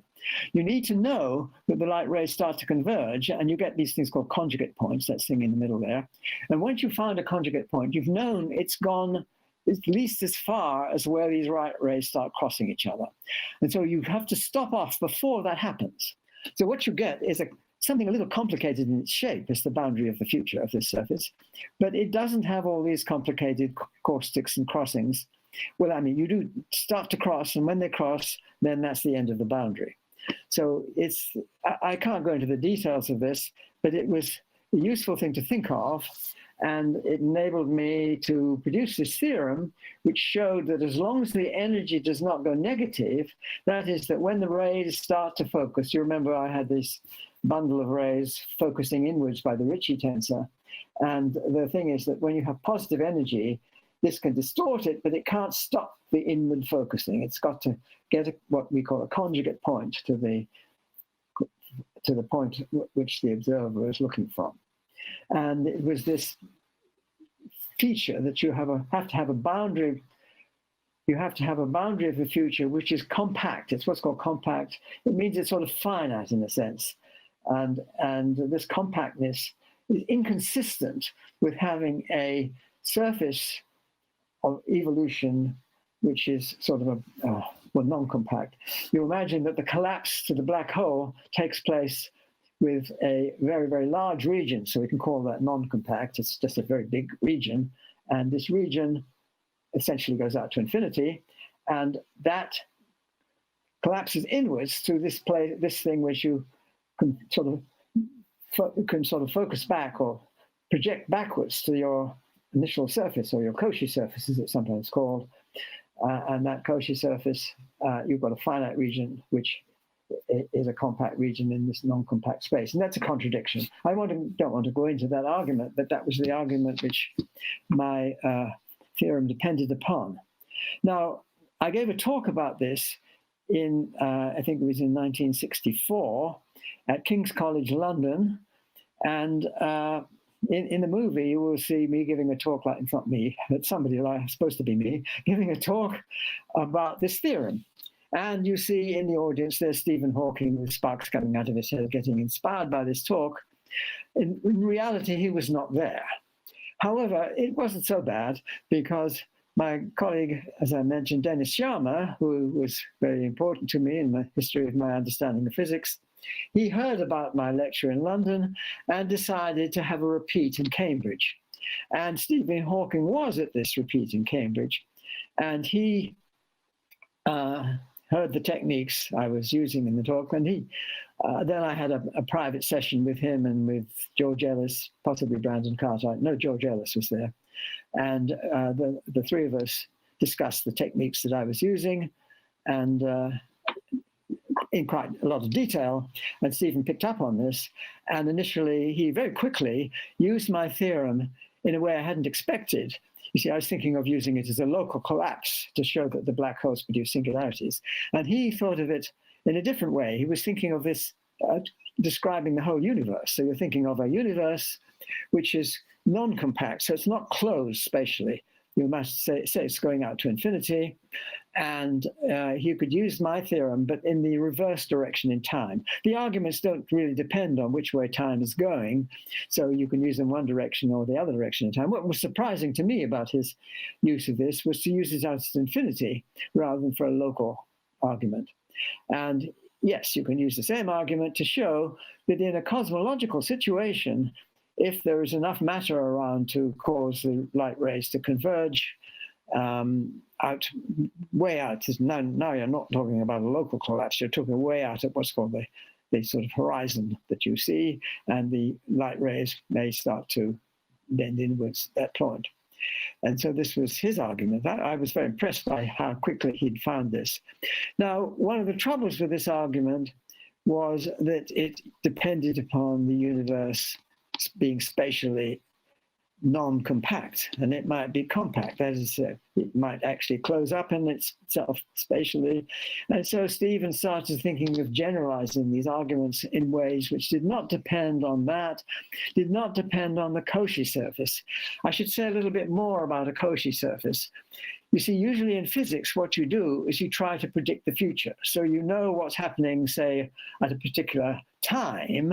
And then if you have enough information on that time, you can evolve using your equations to see what happens in the future. And this surface is called a Cauchy surface. And you've got enough information so you can evolve it to tell you what's going to happen in the future. So Stephen Hawking introduced this idea of a Cauchy horizon, which is this thing with the H plus of S, which is the Cauchy horizon. And he looked at the structure of the Cauchy horizons, and it's very much like the boundary of a future, but the other way in time. And so you can use very many of the same techniques that we were using before to talk about Cauchy horizons. And this enabled him to generalize the arguments that I'd been using and to dispense with the notion of a Cauchy surface. I thought this was a really important development, and certainly when you're talking about cosmology. And so Stephen had 3 papers in the Royal Society using these techniques, and then we had another paper finally together, which we wrote, which generalized more or less all the theorems that we had before, which with a major contribution due to Stephen in this, which I think certainly one of the most important things he did. I'll come to one of the other most important things he did in a moment. But first of all, you see, he was more interested really in the Big Bang and in was that a generic phenomenon? Or might have there been a bounce of some sort before, some previous universe which collapsed and somehow swirled around and came out again? And lots of people had pictures of that nature. Or was that necessarily a singularity? And that's what one seemed to conclude from all this, is it was necessarily a singularity. Now, I want to say a little bit more about this picture. This is a picture, basically, the standard cosmological picture that we have. You see at the top part of the picture, this exponential expansion. This is, well, various things got the Nobel Prize. This one with the observations of the distant supernova stars, of the expanding exponential expansion that you start to see at the top part of this picture. So it starts to bend outwards and expand exponentially. At the back, you may see some rather frizzly, it's not quite clear what's happening. That's deliberate because I don't want to prejudice this as to whether the universe is actually open or closed. So it might close up on itself, or it might really go on forever. I don't care in what I'm going to say here because it works either way. But it's useful to pretend that it closes up at least for a bit, because then I can draw the pictures more nicely. Now, what does current cosmology say about the Big Bang? You see, I kept worrying about the uniformity of the Big Bang. I'll say a little bit more about that in a moment. But the Big Bang is not a really very generic situation, and it's very smooth. And cosmologists like to have a look to see what's going on in the very early universe, and they introduce this idea of inflation. Inflation is described in this picture. What do you see in this very powerful microscope, or magnifying glass, which I've shown? What you see, according to current cosmology, is this inflationary phase, which looks like the exponential expansion of the remote future, but another one, which was supposed to have taken place in 10 to the minus 32 seconds, a ridiculously tiny fraction of a second. Now, that ridiculously tiny fraction of a second, I never really took it seriously. It seemed to me you had to introduce this strange inflaton field in order to make it work. And I didn't really think it did work for the reason which I'll come to, because, well, you see, this is the picture we had before, and you imagine that inflation is supposed to smooth everything out. It does other things which are more respectable. But the smoothing out of the universe, I never really thought that it worked. Why did I think that? Well, think about the time reverse of this picture. So now it's a collapsing universe, and the universe is now collapsing, and it could be full of all sorts of black holes and things which cause a great big mess. You don't expect to see this very nice singularity at the top. You see a huge mess. That's the most likely thing you would see, something much more like this picture, where you have black hole singularities all messed together and fusing a very, very general singularity. And so I thought, well, if inflation is supposed to get rid of the mess like this, why? You see here, inflation doesn't do anything. It doesn't change the picture at all. When you get curvatures this great, the inflaton field does nothing. So why did you not get a universe which started like this? Completely different from what we do see, with the Weyl curvature going completely wild, as in fact the Belinsky, when I said Lifshitz and Kalatnikov, Belinsky found I think it was Belinsky, who found a mistake in the paper. When corrected, they found a much more general type of singularity, which could really be a generic singularity, the kind of mess which I'm trying to describe in this picture here in some kind of schematic way. But nothing like the very smooth picture that we really seem to see for our universe. And I kept wondering about this. Why on earth is it not like that? Why is the universe not one of these very complicated things? And I remember thinking about all the different kinds of collapse singularities you can have, and cosmologists never thought about these. And I remember seeing James Peebles, who was the winner of the Nobel Prize last year, and he had done amazing work on the first 380,000 years of the universe existence, and we know a lot about that. And I said, why don't you consider these more complicated? And he looked at me and said, because the universe isn't like that. And that made a big influence on me, because I thought, my gosh, it's not like that. And then I thought, why on earth isn't it like that? It's really a hugely important factor, which is very deeply connected with a thing called the second law of thermodynamics. You see, there's something very paradoxical, because when you go back to 380,000 years after the Big Bang, which is when you start to see light coming out, that's called the last scattering surface or the decoupling surface, not quite the same, but they're almost the same. And that is what the light you actually see coming from there. And it is very, very uniform. I think that's what James Peebles was really saying, is that we have this evidence that the universe is extremely uniform, way, way, way back as far as we can see it. And not just that, you see from the spectrum of the frequencies that we see that it is what's called a Planck spectrum, which means it's maximum entropy. And I thought, this is a paradox. You're going back and back and back and back in time. And according to the second law of thermodynamics, the entropy, that is the randomness, should be increasing. And you see the very earliest thing you directly see, you see randomness as a maximum. That is this Planck spectrum, which is telling you that the entropy is at a maximum. Now, in this picture here, I've got in the top three pictures the normal sort of picture people have of entropy increasing. Let's imagine a gas in a box. And we have a little smaller box, which is containing all the gas originally. In the bottom, I'm talking about the top left picture. I'm talking about the bottom right part of that top left picture. And we've got all the gas trapped in the little box. Now you open the box and let the gas spread out. So as entropy increases, the randomness increases, you see the gas spreads out more and more uniformly through the box. And that is the normal picture we see of the second law. But we see in the actual universe, way back at this 380,000 years after the Big Bang, you see the top right-hand picture, and we see the bottom left-hand picture. Now, the bottom left-hand picture is what you see for gravitating bodies. What I'm trying to illustrate here is the very extreme difference you have between a gas in a box and gravitating bodies. So imagine those as stars or something like that. And as they evolve in time, with entropy increasing, they get more and more and more clumpy. And they get black holes. Right at the end, you get black holes where the entropy absolutely rockets up hugely. Even right now in our current universe, by an absolutely enormous figure, the entropy is almost entirely in black holes, according to the famous Bekenstein-Hawking formula for the entropy in a black hole.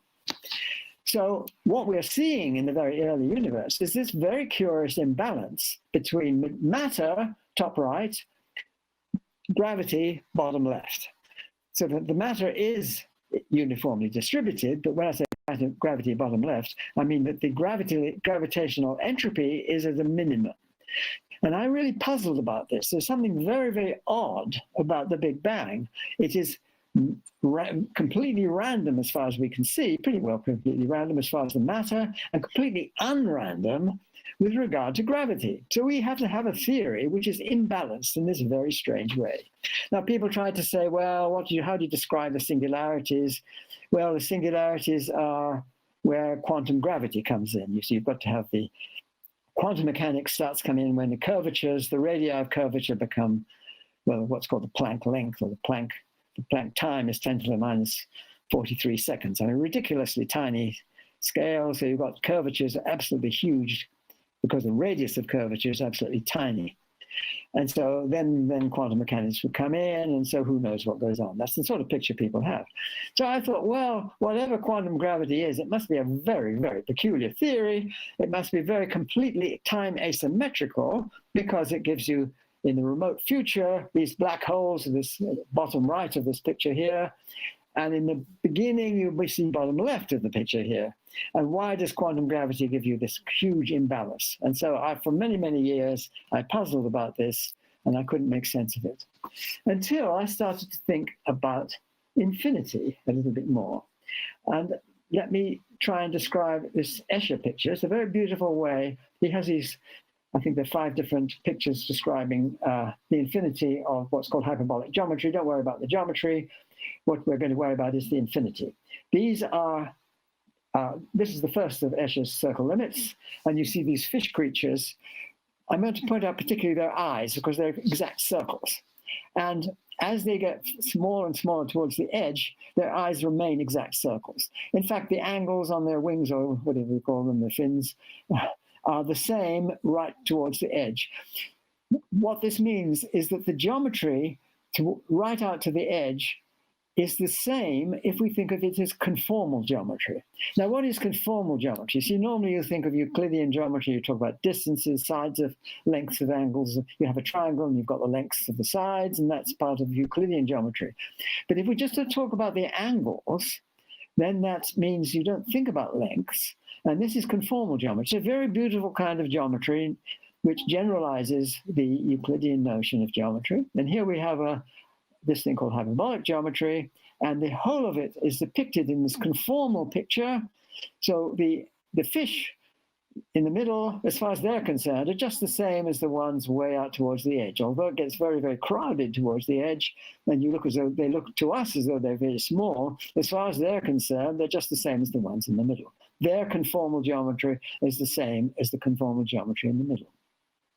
So what's nice about this is with these pictures, you can describe infinity as a place. So if you are only interested in the conformal geometry and not just the sizes of things, the shapes, if you like, the shapes of small things, then you can squash the infinity down and think of it as a boundary. And that's what I want to do to space-time. So this is what I'm trying to do in the next picture. The conformal geometry in space-time is described by the light cone or the null cone. You see, if you want the metric, then you've got to put these surfaces which tell you distances. How is it distances? Well, we imagine particles zipping along, and when they heat, it's really times. It's times which define the metric. And they encounter these little bowl-shaped surfaces at the top, or the hill-shaped ones at the bottom. And what determines where those things are? Well, it's the two most famous formulae of 20th century physics. At the top, we see Einstein's E equals mc squared. At the bottom, we see Max Planck's E equals h nu. Put them together, that tells you that the top one tells you energy and mass are equivalent, the bottom tells then you frequency equivalent, but both together tells you energy and frequency equivalent. So any massive particle, I should say mass and frequency are equivalent, so any massive particle is a clock, a very, very perfect clock. And there's what is described in the picture. The surfaces are there when you have mass. What happens when you don't have mass? Well, a photon doesn't even see the surfaces, doesn't experience the passage of time at all. So as far as the photon is concerned, we don't even have the metric. You have the conformal structure. So if you have massless things, you're only interested in conformal geometry. If you're only interested in conformal geometry, then you can squash down infinity, and you can do it with a nice space-like surface. So it's like a time, if you like. It's time infinity. And that happens because of the cosmological constant, which was introduced by Einstein. We have here the introduction of a cosmological constant, which gives you the exponential expansion, but that enables you to squash down infinity to have this space-like infinity, which you can squash down to a finite boundary. What about the Big Bang? Can you stretch it out? Well, my colleague Paul Todd said this is a much nicer way of saying that the Weyl curvature, see, I was trying to say, well, quantum gravity in this funny way makes the Weyl curvature zero. Forget about quantum gravity. Maybe the Weyl curvature is zero. That's just a hypothesis. Paul Todd's way of saying it was, okay, let's say you can stretch out the Big Bang to make a nice finite boundary. That's fine. It's a very nice description that you can make both the infinity in the future and the Big Bang infinity of density in the past, make it a finite boundary. This is the crazy thing. This is my picture of conformal cyclic cosmology. The Big Bang had to be without any Weyl curvature because it was the continuation of the remote future squashed down of a previous eon. So each of these look like universes on the left. They're what I'm calling eons. The one in the middle, think of that, that's us. Our Big Bang stretched out becomes the squashed down remote future of the previous eon. Our remote future becomes the Big Bang of the next eon. Is this something, just a crazy thought that you can't experimentally think about? Well, you see there are signals that can get through. This is representing the join of one eon to the next. I'm thinking of light rays getting through. They certainly can in this picture. Can you see anything which gets through? What else could get through? Well, black hole collisions could get through. So the bottom picture, sorry, in the middle picture, I have a surface that's meant to be the crossover between two eons. In the bottom half of this middle picture, we see black holes coming together, bang, bang, bang, running into each other, the gravitational waves coming out. The top of the picture is us looking back to the stretched out Big Bang, and we will see these little rings, which are concentric rings coming from the Big Bang, bang, bangs like this. Well, do we see them?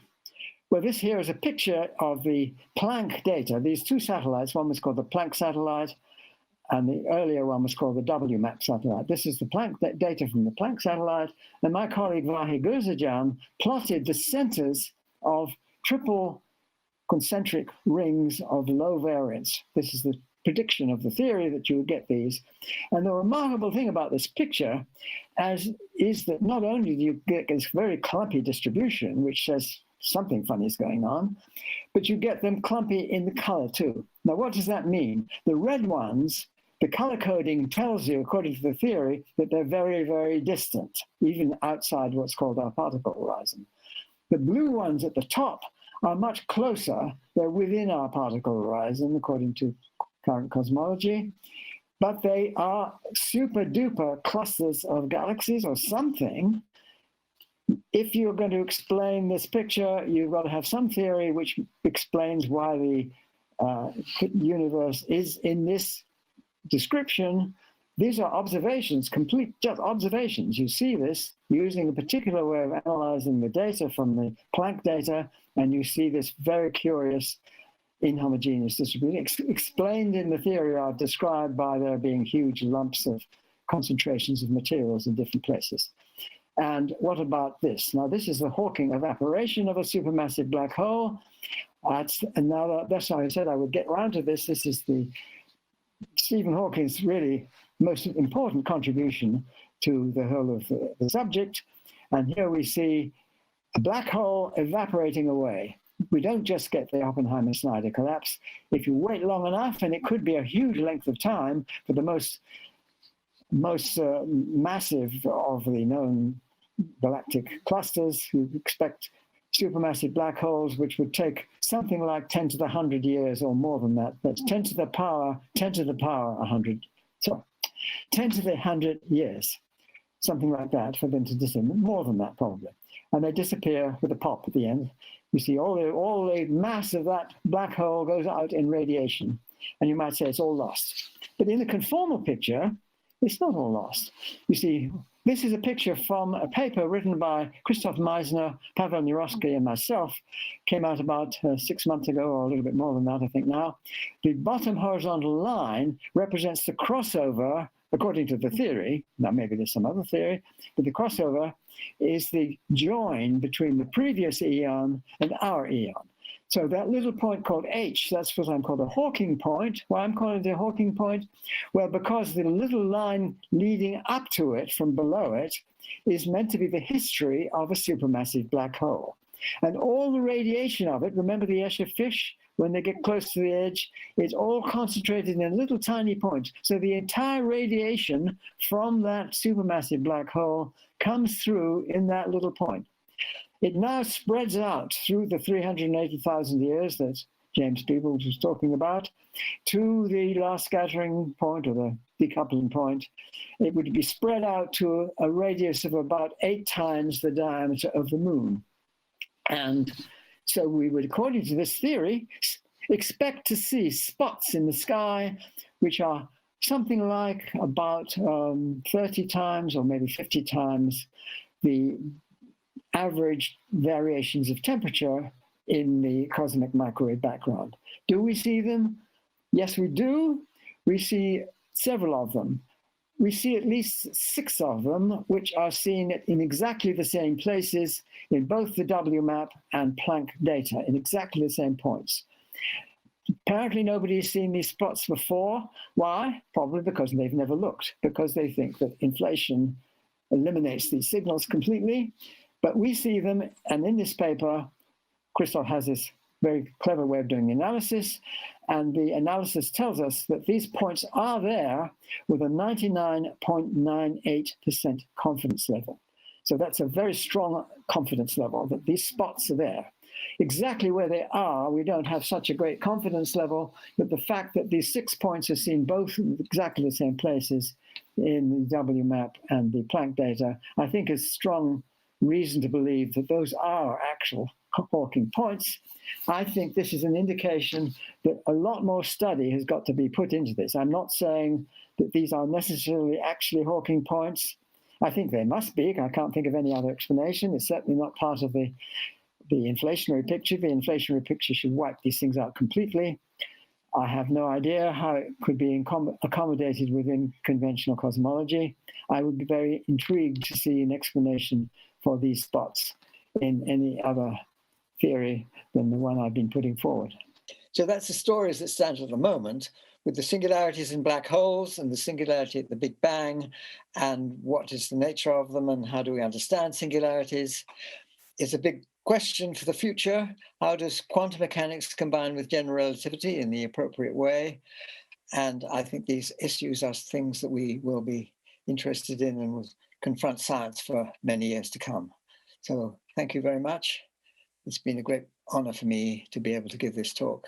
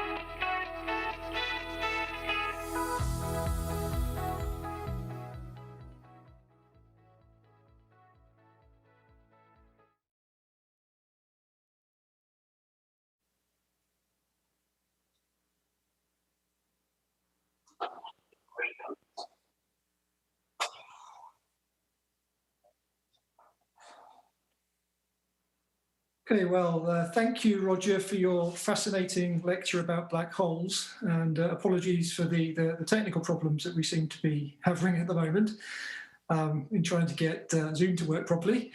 Now, remember, it's possible to ask questions about the lecture using the Slido site.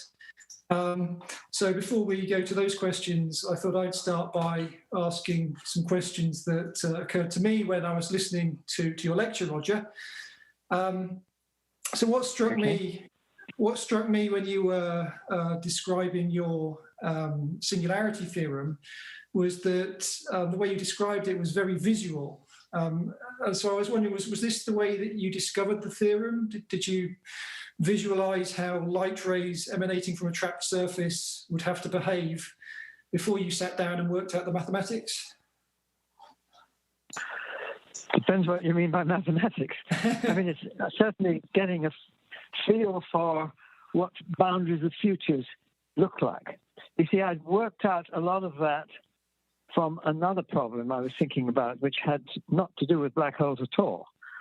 I was looking at a problem about asymptotic gravitational radiation, if you like. And I had written a paper for the Royal Society, which actually came out almost at the same time as the black hole paper, because the black hole paper came out much more quickly because it's physical letters. But the other one was about how zero mass fields, including gravitation, behave in the asymptotic limit. And one of the problems I ran into there was the shape. You have this geometrical way of looking at infinity, which was very useful in order to answer questions like what happens to what happens to gravitational radiation and what is radiation. And you like to go out to infinity. And usually people do this by complicated analytical procedures. And I much preferred to do a conformal transformation, which brings infinity into a finite place. You could just look at it. And the problem was whether infinity had the right sort of shape. I won't go into the details of that. But I ran into a problem, and in order to solve this problem, it wasn't really important for the paper, but I really needed to clarify it for myself. And I put an appendix in this paper, which had to do with, roughly speaking, the shape of infinity. And the techniques I used for that were very much what I needed to use in the black hole problem. So I had these techniques more or less at hand. I didn't know quite how to use them in the black hole problem, but when I had the idea of a trapped surface, it did not take me long to realize that the boundary of the future of that trapped surface would be a compact region, and that there was some contradiction involved in mapping that back into the initial surface. So it was having that experience with my other paper which gave me the understanding I needed. Now, how much is that visual is your question? Well, a lot of it is visual. But to what extent is it's visual and analytic at the same time? I mean, you have to know what to trust in your visual pictures and what not to trust. So it's not there's not a clear division between these things. But certainly I think about things in a very visual way. That's certainly true, yes. Good, thank you. So a second question is that your theorem tells us that singularity formation is a robust prediction of general relativity, but to conclude that the singularities must lie inside black holes, you had to introduce your famous cosmic censorship conjecture. I was wondering if you could correct. Just say a few words in trying to describe that conjecture in general terms for our audience. Well, you see, in fact, the Nobel Committee was rather generous to me in a way, because my contribution did not actually tell you that black holes were a robust prediction. What it did say is that singularities are a robust prediction. Now, the thing is that I suppose the natural thing to expect is that these singularities are hidden in black holes, but it's not a theorem. It's not a mathematical conclusion that one can necessarily derive. And in the paper I wrote, which has a lot more in it than the paper that apparently got the Nobel Prize, there was one that I wrote for the Italian journal, and Ludwig-Maximilians-Universität, who was a special issue of that, was a conference. But anyway, I did raise a lot of questions part of it was how you get energy out of black holes and things like that, the rotation of a black hole. But the question I raised right at the end was, is there a theorem or some general principle which tells you that these singularities that you could see directly, a naked singularity, would be one from which information could come directly out of the singularity and not being shielded from vision by the horizon? So in a way, you see, it's not, the horizon is the clothes, and if it's naked, it doesn't have any clothes, you see. So it would really be cosmic censorship was the censoring that you didn't have these singularities you could directly see. Now, I was quite open-minded about that. And in fact, a paper I wrote later, I'd actually explored the possibility you might have naked singularities. And this was the one that led to the thing called the Penrose inequality, because it was a condition which showed that if you could violate this inequality, then you would have naked singularities. And I didn't prove that you couldn't violate it. That was I guess the Penrose inequality was a conjecture. I did not prove anything. It was quite curious because Stephen Hawking regarded it as a convincing argument that naked singularities didn't exist because I had failed to prove that they did exist or something like that. Excellent. Maybe I should ask a question coming in from our audience. So I have a question here from Sunak Chakraborty, who's in India, who asks, will an observer falling into a black hole be able to witness all future events in the universe outside the black hole? And the answer to that is no. I mean, if I just take the standard Oppenheimer-Schneider model, which is spectrally symmetrical, then you can see if you take one of these time-like curves which end on the singularity, its past is a very definite region, and it certainly does not see the whole of the universe. It's a very explicit part of the universe you see. And I would imagine that's the general case. So you would certainly not expect to see the whole of the future of the rest of the universe. No, very far from it. Okay. Another question by someone called Vicky from Hungary, who asks, can a black hole fully evaporate through Hawking radiation? If not, what is its long-term fate? Well, of course, there are unknowns about this, but my expectation is, yes, it would evaporate away. You see, the question is what happens at the very last moment. And I tend to call this the pop, which happens at the end, because it's relatively small. There is this event when the last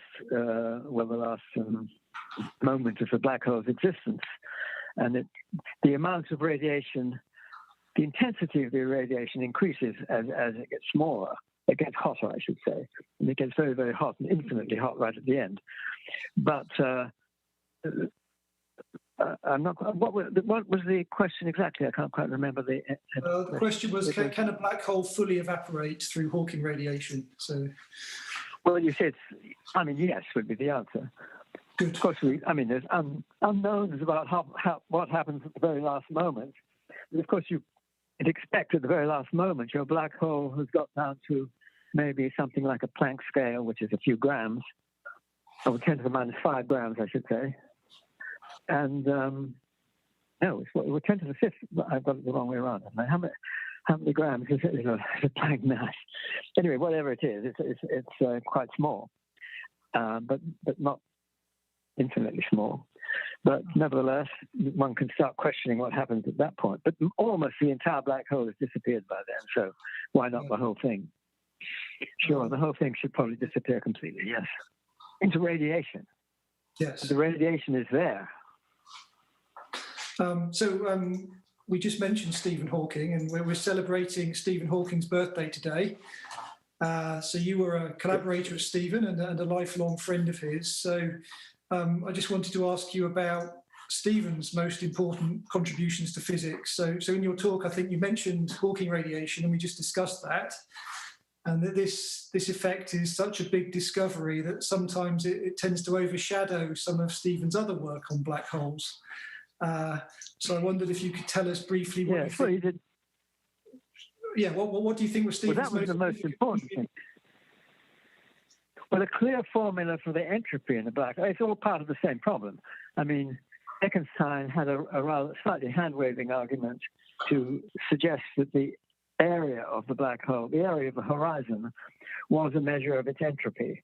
And Stephen had a much clearer argument to show with a factor of a quarter, which told you more or less, well, exactly what one would expect for the entropy of a black hole. And I think that all goes along with his the Hawking evaporation, Hawking radiation. So that's all one story, if you like. And I regard that as his most important contribution. He did do other significant things with black holes. One of them had to do with the asymptotic behavior of a black hole. And we're thinking classically now, not to do with the Hawking evaporation. But you see, a black hole might be irregular. I wouldn't expect it to be exactly like the Oppenheimer-Snyder picture. It could be with some irregularities, but they very rapidly radiate away, and you end up with, well, the sort of thing you get is the Kerr solution, so it would be rotating, and that has a sort of stability about it. Now, the question was, is the Kerr solution this limiting, or is it unique as the kind of stationary black hole that you could get at the end?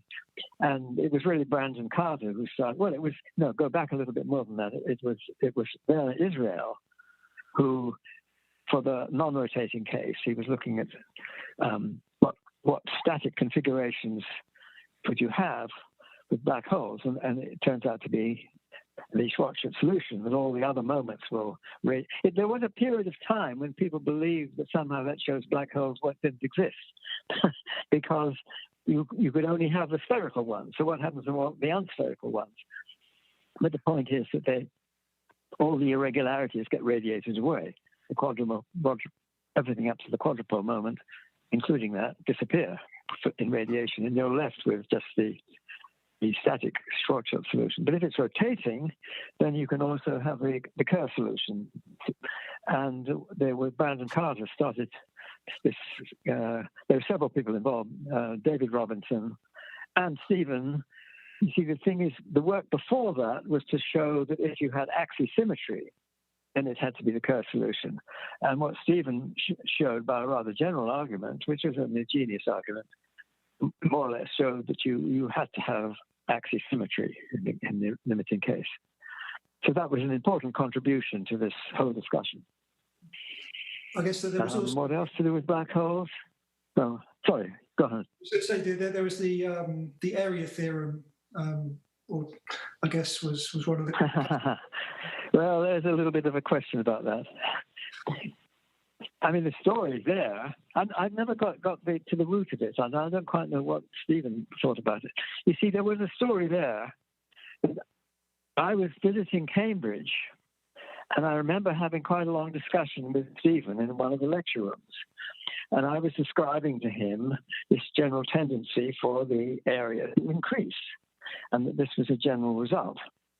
And he didn't seem to know that at the time.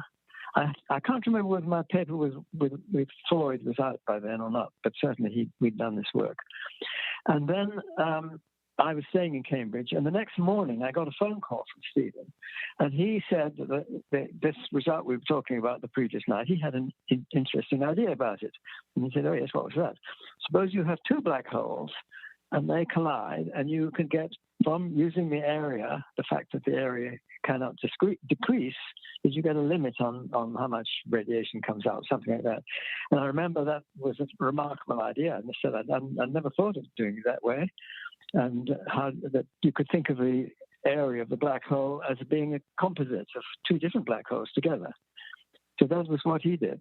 Now, his later memory of what happened was somehow that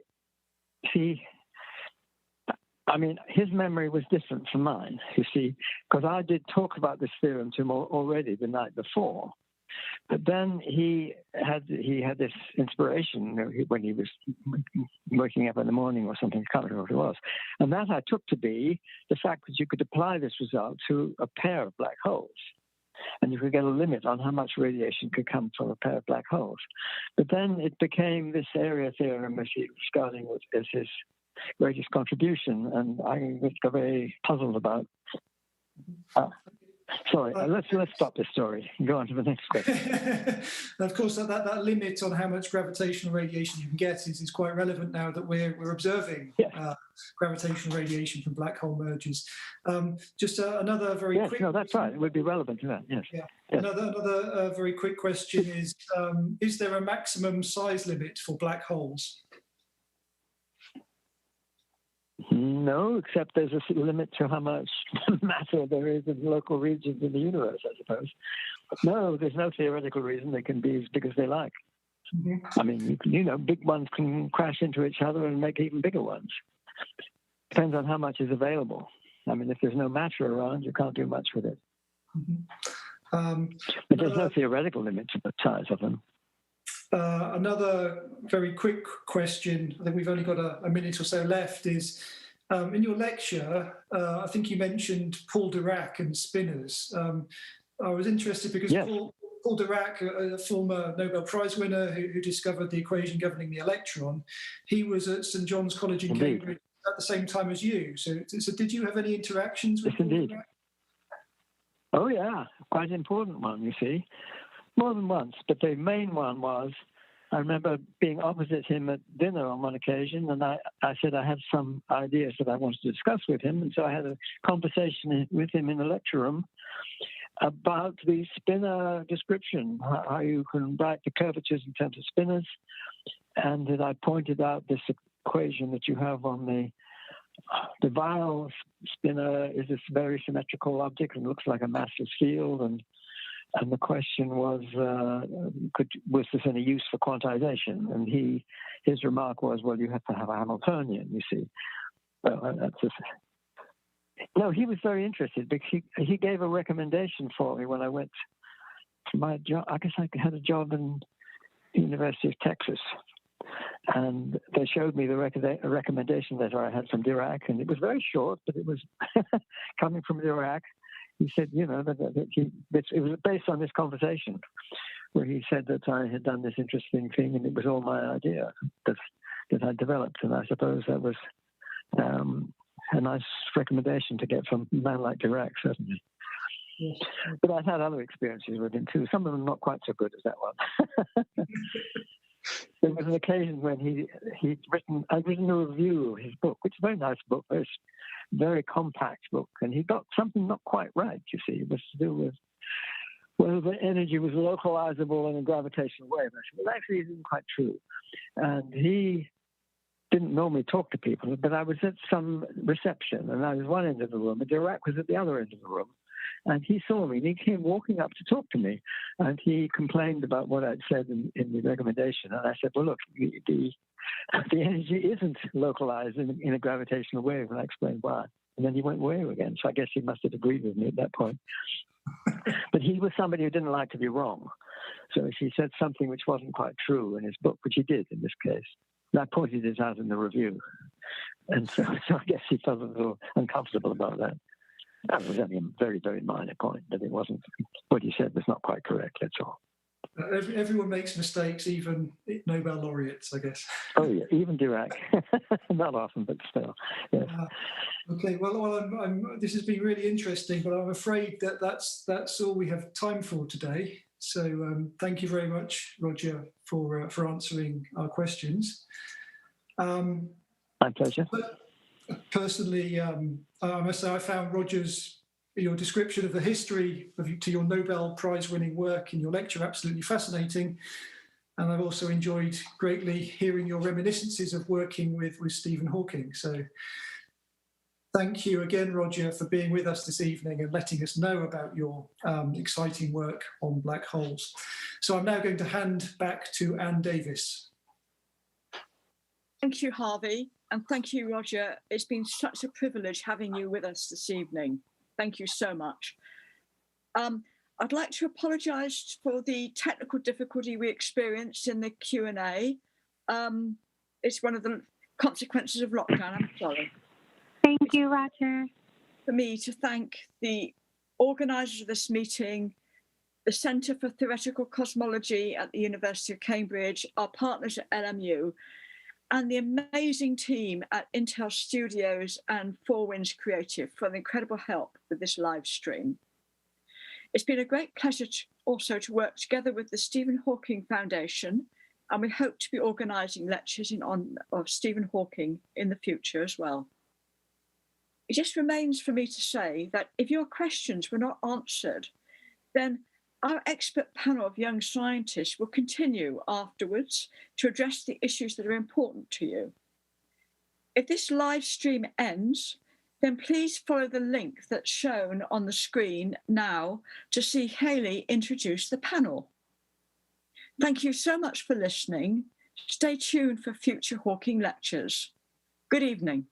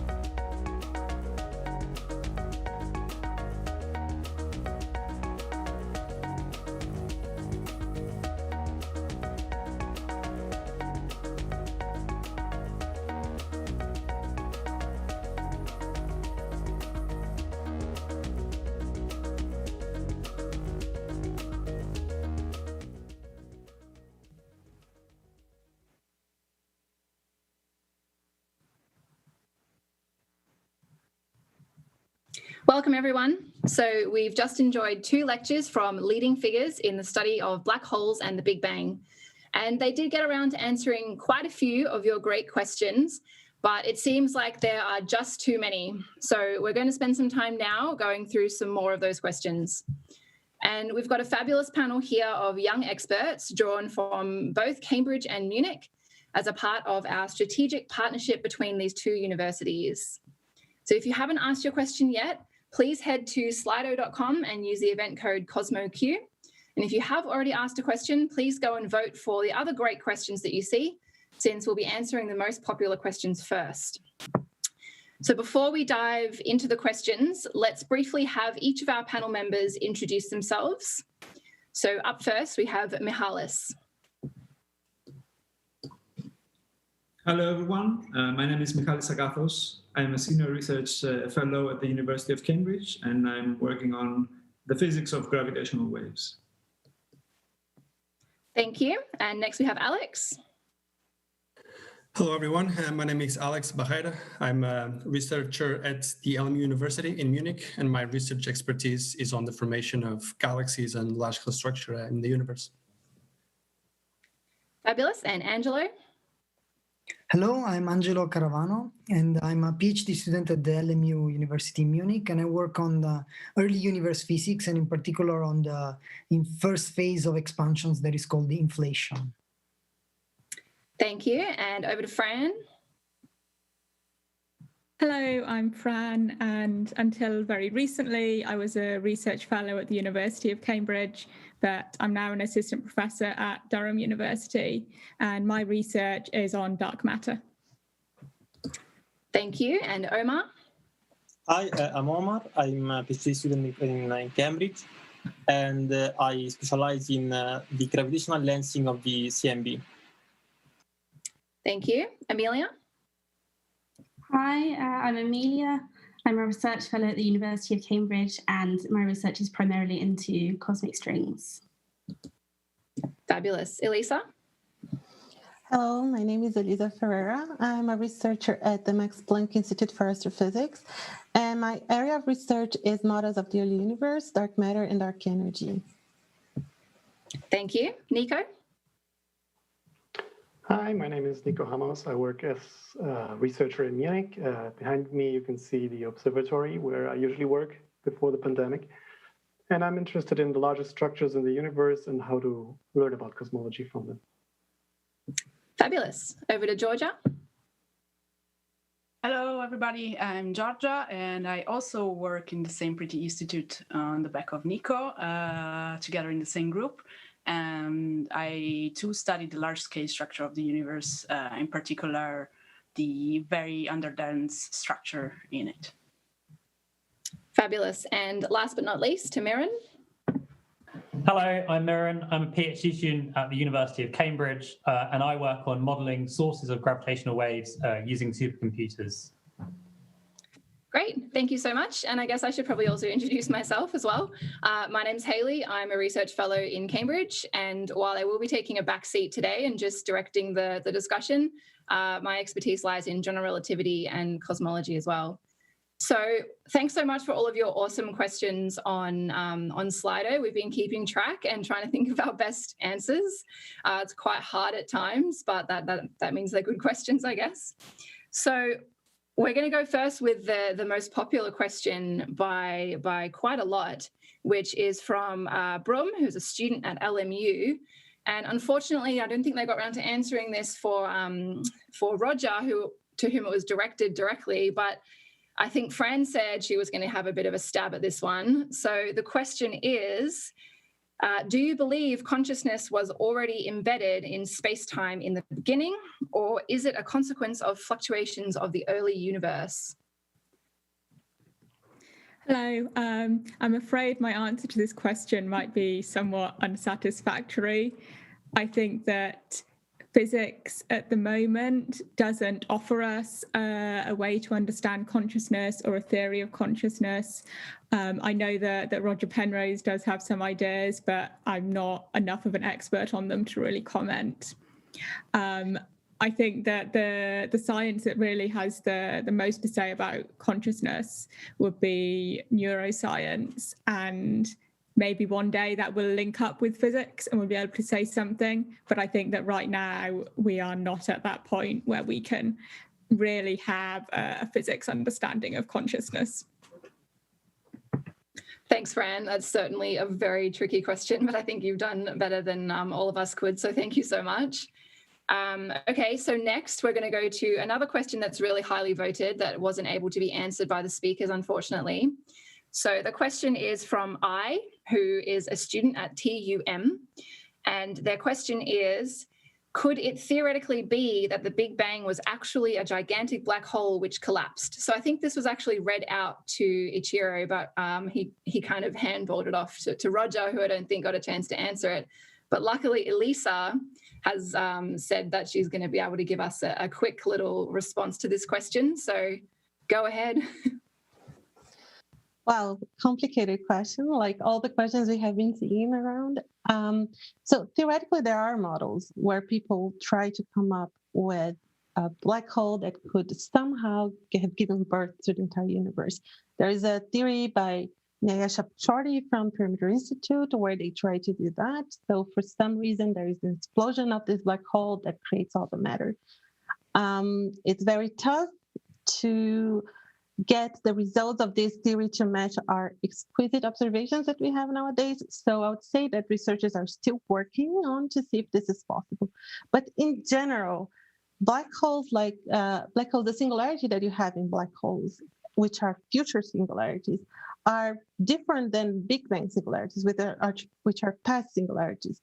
So I would say like a white hole would be something more like a Big Bang singularity. But I would say that nowadays we have many theories that try to do it, but I would say that they're not the most accepted ones. So we keep trying. It's a good idea, but we have been failing until now. Thank you so much. Thanks for that answer. Okay, so next we're going to go on to a question from Anonymous. And this question is probably best answered by Nico, I believe.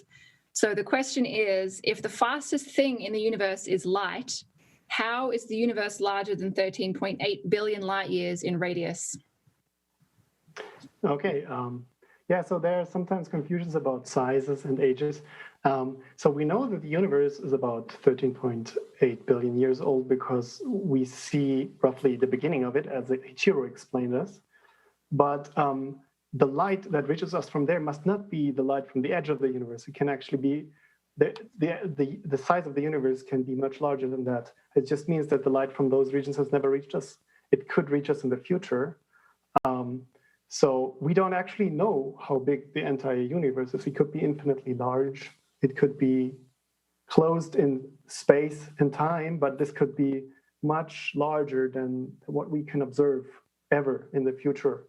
So this is a difficult question to estimate the total size of the universe. I guess we just have to wait a little bit longer until we can see it, right? Depends also on how fast the universe will expand. It could be that, there will be a horizon in the future that we will never be able to cross. So the light will never reach us from there. Right. Okay. Thank you so much. Okay, so our next question is going to go to Alex, and the question is also from Anonymous. And the question is, when a photon gets redshifted due to the expansion of the universe, what happens to its lost energy? Yeah, Anonymous is asking really good questions. Let me try to answer this one. I'm not sure I have the most precise answer. I can at least share the simple way I like to answer it or to think about this. So it's true. So the energy of a single photon is attached to its wavelength, and as the universe expands, the wavelength expands with it, and therefore the photon loses energy. So where does this energy go? So the simple way I think about this is you can think about the energy going into the expansion of the universe. Why does this make some sense? Because if you now play the picture backwards, so now if instead of picturing an expanding universe, if you picture a universe contracting, now the photon will be regaining the energy that was previously given to the expansion. So it's not necessarily the case, if this is where the question was heading, that energy is being lost. So energy conservation still has a chance as being one of the most fundamental laws we have in the universe. If you think about it, this transmission of energy from the photons to the expansion of the universe. Great, that makes sense. Thank you so much. Okay, so next our question is from Robin Bold in the UK, specifically in Bristol. And their question is going to go to Angelo. And the question is, good evening, very polite of Robin. What is beyond the edge of the universe as it expands, i.e. what is in front of the edge of space it expands into? Hello, thanks for this question. I really like this question because it's, of course, the first thing that everybody, when when think about the expansion of the universe, me first, when I learned that the universe is expanding, meaning that if we observe a galaxy far away, we see that this galaxy is going, it's receding from us. And so we learned that the universe is expanding. And the first thing, if I'm managing the universe in my head, then I imagine the universe expanding into something. But this is actually misleading because that's just the lack of our imagination. The real problem here is that space itself is a concept that is within our universe. So it's a kind of a similar question that we have to what happened before the Big Bang in time. It's kind of the same question because the whole idea of time and space themselves are within the universe and within the universe. So this is a bit of a tricky question. Then there's also the thing, of course, the universe is expanding. We are going to see more and more things and the universe is expanding. Is this going to stop? And what's beyond this? So this is a kind of a simpler way of seeing this problem. And the answer to this question is that we don't know. Because from the beginning of the universe, we can observe only a portion of the universe so far, because the universe is a finite age. And the more time it passes, the more things we can see, but we don't know what's beyond, and we will never know, and definitely what's beyond our edge of what we can see in the universe. Awesome, thanks so much. Unfortunately, there is a lot of we don't know in our field, so I'm sorry if that's not a satisfactory answer, but that's all we got. But that was really great. Once I heard someone saying, so okay, if one really wants to think about what the universe is expanding into, one thing that one could think is the universe is expanding into the time, So if one wants to this was something that I have someone say, if you want to think about this expansion of the universe. All right, great, thank you, Omar. Okay, so the next highest rated question is asking about where you can get one of those CMB globes that Ichiro was holding by Paul. I have absolutely no idea, so I would just suggest that you Google it maybe, and I don't think anyone else here really knows, or shoot Ichiro an email and ask him, I guess, maybe. But otherwise, I think we're just going to move on. So the next question, I think, is one that I'm just going to probably answer quickly, which is from Arnav Venkatesh in India. And the question is, why does time seem to flow only in one direction? Why won't it naturally travel back in time or to the future, just like black holes are formed naturally?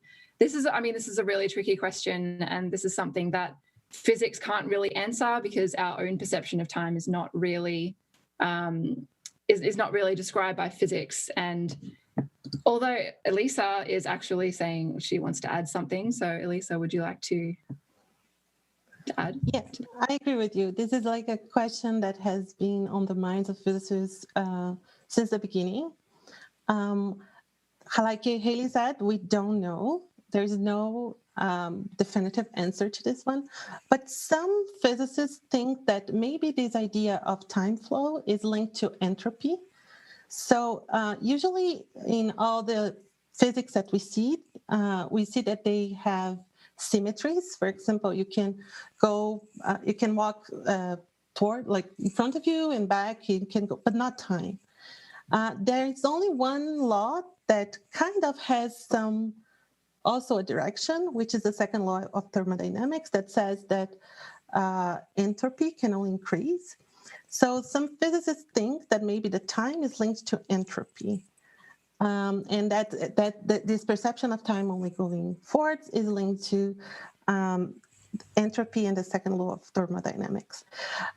Again, some physicists disagree. They call this thermodynamic time, something that should not hold. So it's an open question. And maybe a linked question to this one is time fundamental, or is time an emergent concept? And maybe if you answer one of those questions, you know the others. So that is an open question. Please join physics and help us think about this. Yeah, that's the short of it, is we need help, really. But we can also always answer questions with more questions. But thank you so much for that, Elisa. That's awesome. Okay, so the next one that we're going to answer is from Lily, and we've got two of our panel members who really want to have their say on this one. So thank you for your question, Lily. The question is, where, in your opinion, does physics need to go next?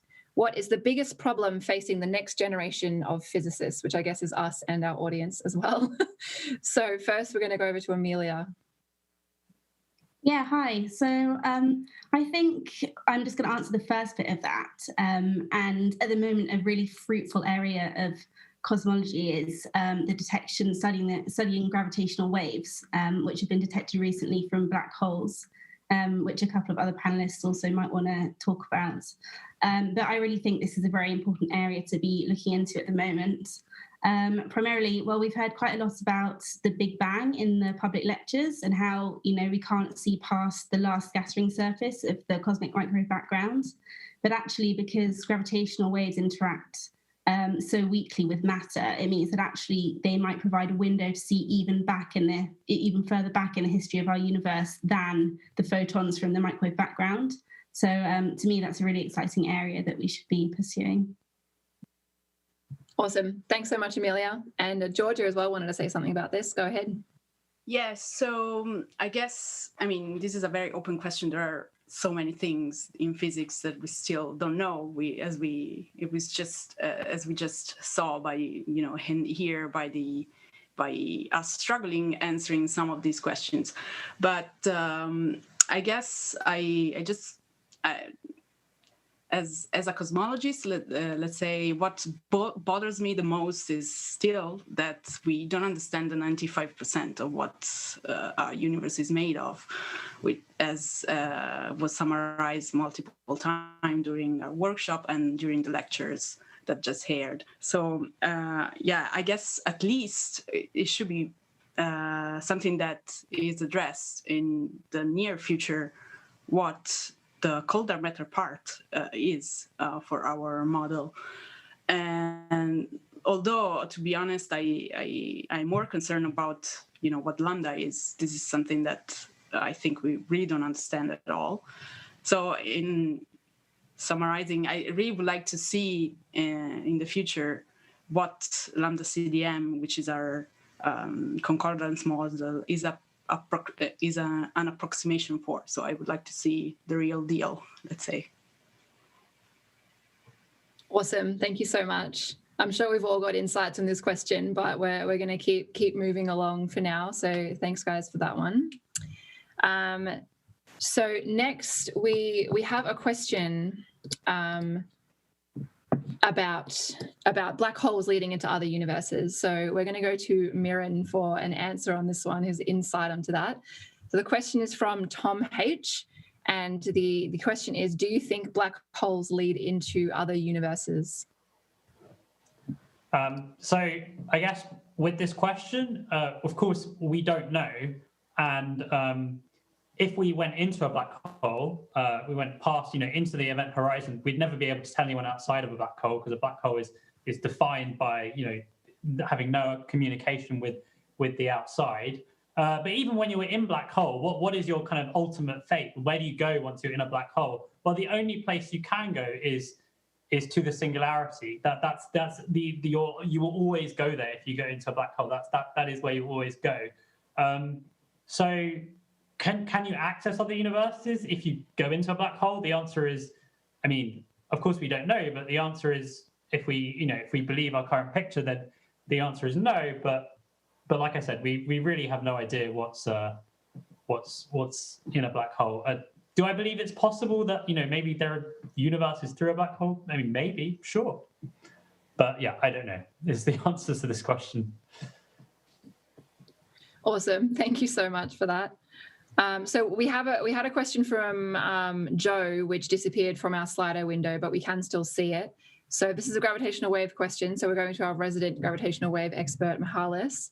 So the question is, can gravitational waves reflect, refract, and diffract like other waves? If so, how does that work? Oh, brilliant. So yeah, the diffraction of and so on. What you're referring to is a set of phenomena that are familiar to us from interactions of light and other types of waves with matter.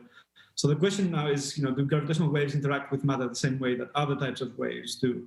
And the answer is partly yes, partly no. So there are some qualitative differences. the main thing is that gravitational waves interact very, very weakly with any sort of matter. So you need a lot of matter that is condensed into a very small region. So it's so weak that we can actually see gravitational waves coming from the very center of supernova explosions, or the first billionth of a trillionth of a second after the Big Bang. So this is how weakly gravitational waves interact with matter. So another thing is, before they actually interact with huge bulks of matter that are very massive, another way that we can get wave effects like the ones that you mentioned on gravitational waves is through gravity. So gravity, a gravitational well that is created by massive objects, it can itself be used as a lens. It can cause the paths of gravitational waves and light to bend. So this is the main thing that we expect gravitational waves to go through when they meet such very, very dense regions of matter.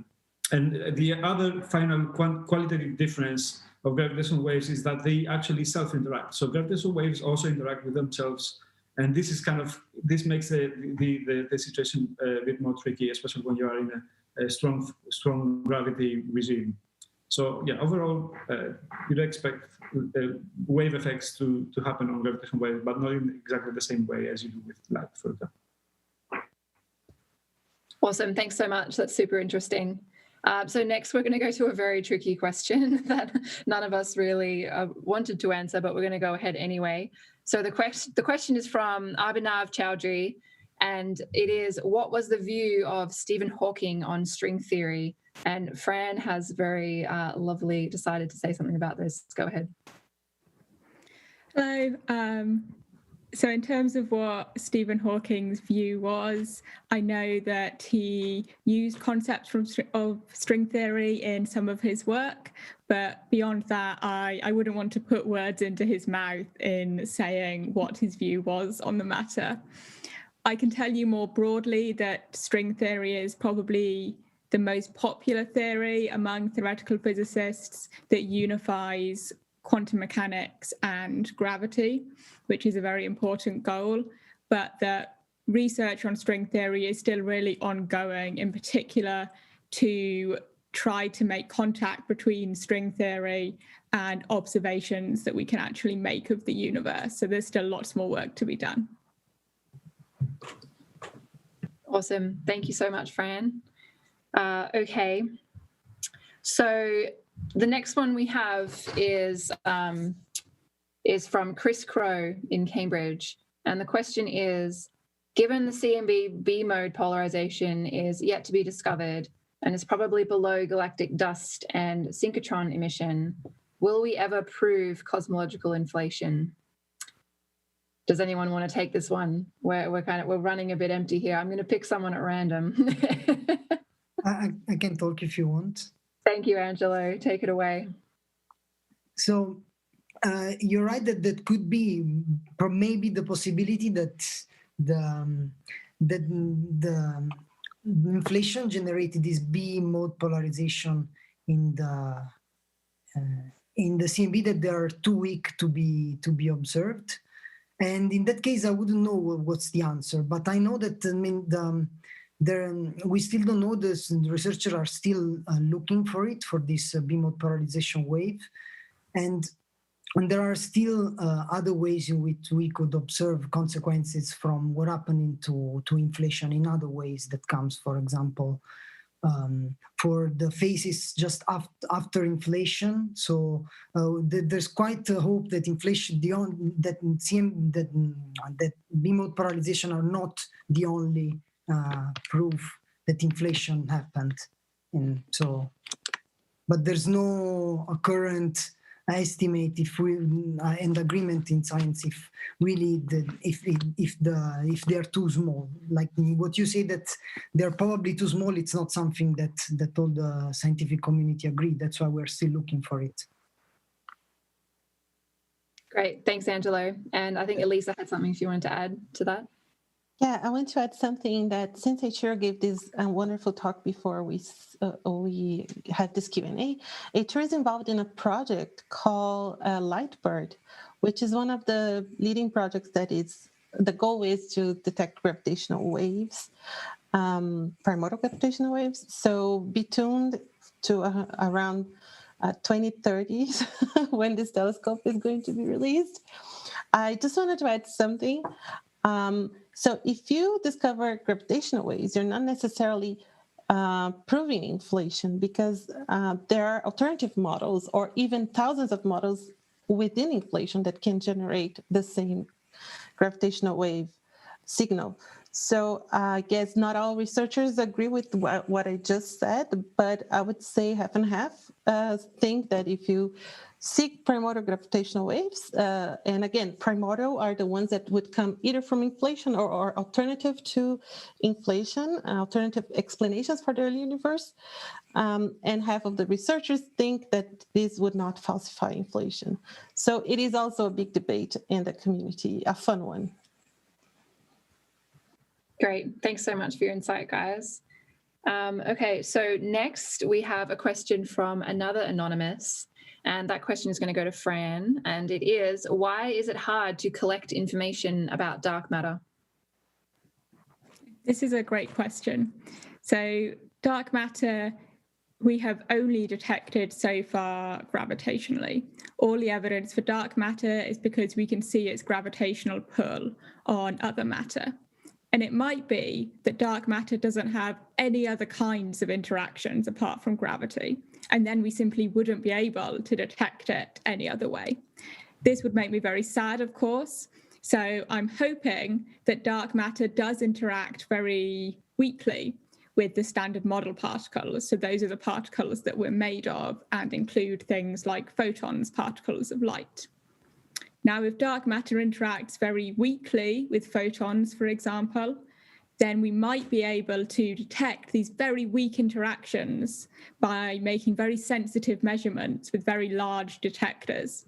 But because dark matter's interactions are so weak, we need to come up with really powerful detectors to find this evidence for dark matter.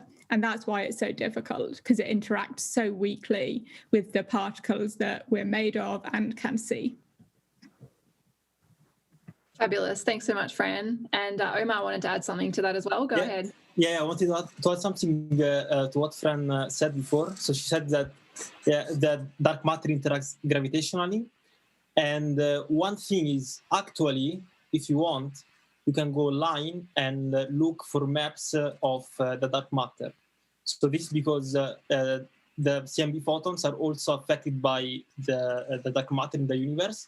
And so people, particularly me also, we were able to create these maps of the dark matter that if you go online, go to the ACT experiment website, you can find these maps of dark matter. So in some sense, you can already see dark matter just by your eyes, if you want. Great, thanks so much for that. All right, so we're moving on to yet another question from Anonymous as well. So the question is it possible there are multiple universes? This is a big question, and Nico is going to answer it completely for us. Thank you. I'm not going to answer anything about it really, but this is, of course, a question that has been thought about long ago. And actually, the inflationary theory that Roger told us about as well has a natural consequence that you would expect many different universes to appear out of it. The problem is we might never be able to observe any of those. And the other problem is there might be infinitely many of them, and they can be very diverse and different. They could have totally different laws of physics. So it's rather difficult to make quantitative statements, and it's even sometimes argued whether this is still in the domain of physics or probably philosophy. So it's still an active topic of research, and people are fighting about the interpretability about the multiverse. And I'm sure also others in this panel have knowledge on the more latest evolvements of this. Great, thank you so much. Okay, so next we're going to go to a question from Garth W. And this question is going to go to Amelia.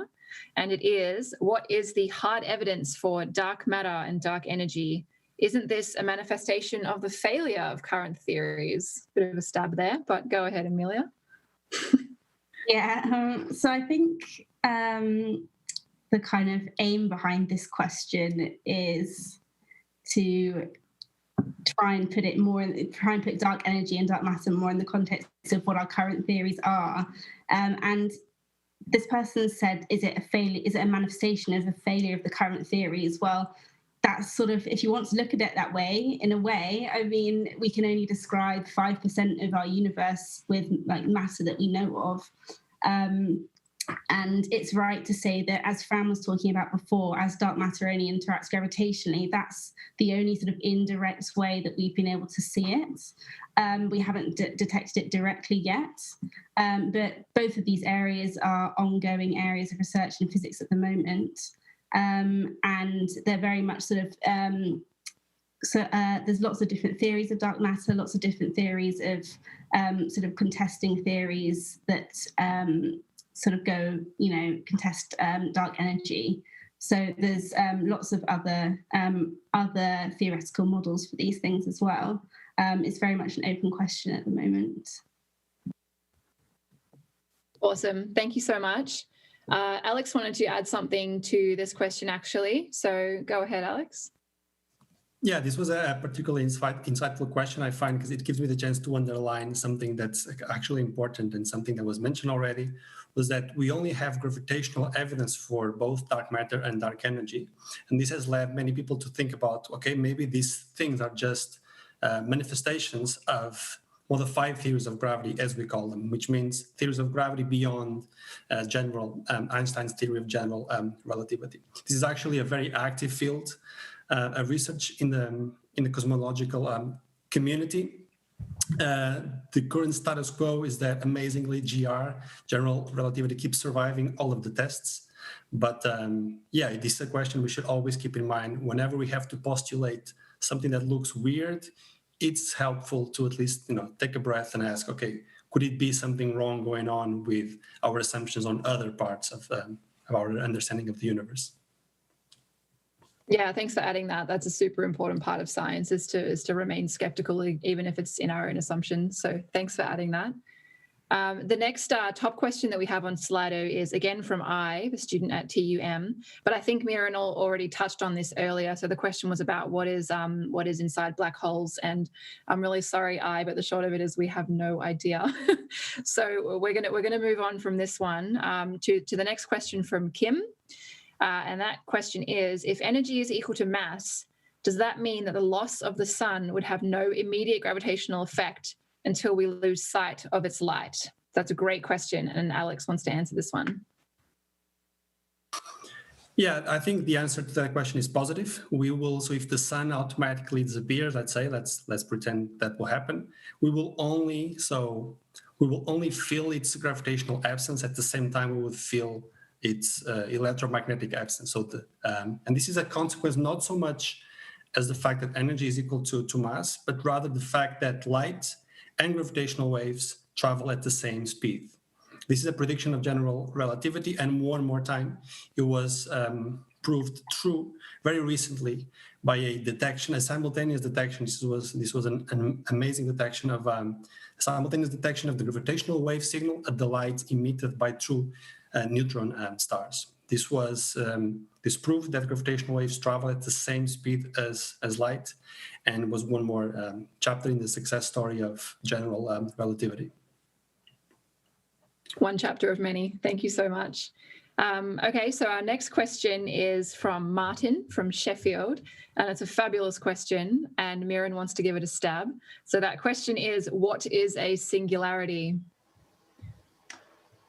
So, I mean, quite simply, a singularity in the theory of general relativity is just where mathematically, where the equations, you get infinity, where it doesn't really make sense anymore. What I should say, though, is that, I mean, you might say, well, what really is it? That's just the mathematics. What's actually happening there? And of course, the answer to that is we don't know. Our current understanding is that, our current guess is that we're probably going to have to resort to some, theories of quantum gravity to resolve what really happens within a black hole. which is where we expect these singularities to be. But of course, we don't know. And just to stress that point that Roger Penrose's weak cosmic censorship conjecture is actually why we believe, it's a conjecture, but it's why we believe that all singularities lie within black holes. You can't have any naked singularities just in the universe, random infinite density points. But yeah, we don't really know, to be sure. No, that's great. Thanks so much, Miran. So our next question is from Swapnil, and this question is, what books do you recommend for studying cosmology? So one for our next generation of budding cosmologists. So Nico has some recommendations first. I guess there's a very obvious answer, and that would be The Brief History of Time. But of course, it depends on what level you want to study cosmology. But this was really the one book that inspired me myself very much to go on and do what I did, study physics and continue. But if you really want to go into the nitty-gritty details of cosmology, then I would recommend you textbooks of modern textbooks of cosmology. For example, the one by Slava Mukhanov is the one that I used for my studies, and I really like it. And I think others have other recommendations here. Yes, awesome. I think Omar wanted to add something as well. Yeah. So I just wanted to add one book because it's related to a Cambridge person that passed away this year, and he's like John Barrow, and he wrote a fantastic pop science book. It's called The Book of Universes, and I think that everybody will love this book. It's a great book that talk about cosmology, science, math, and yeah. So check it out. Awesome. Thank you so much for those recommendations, guys. I'm sure that'll help get some people on the right track.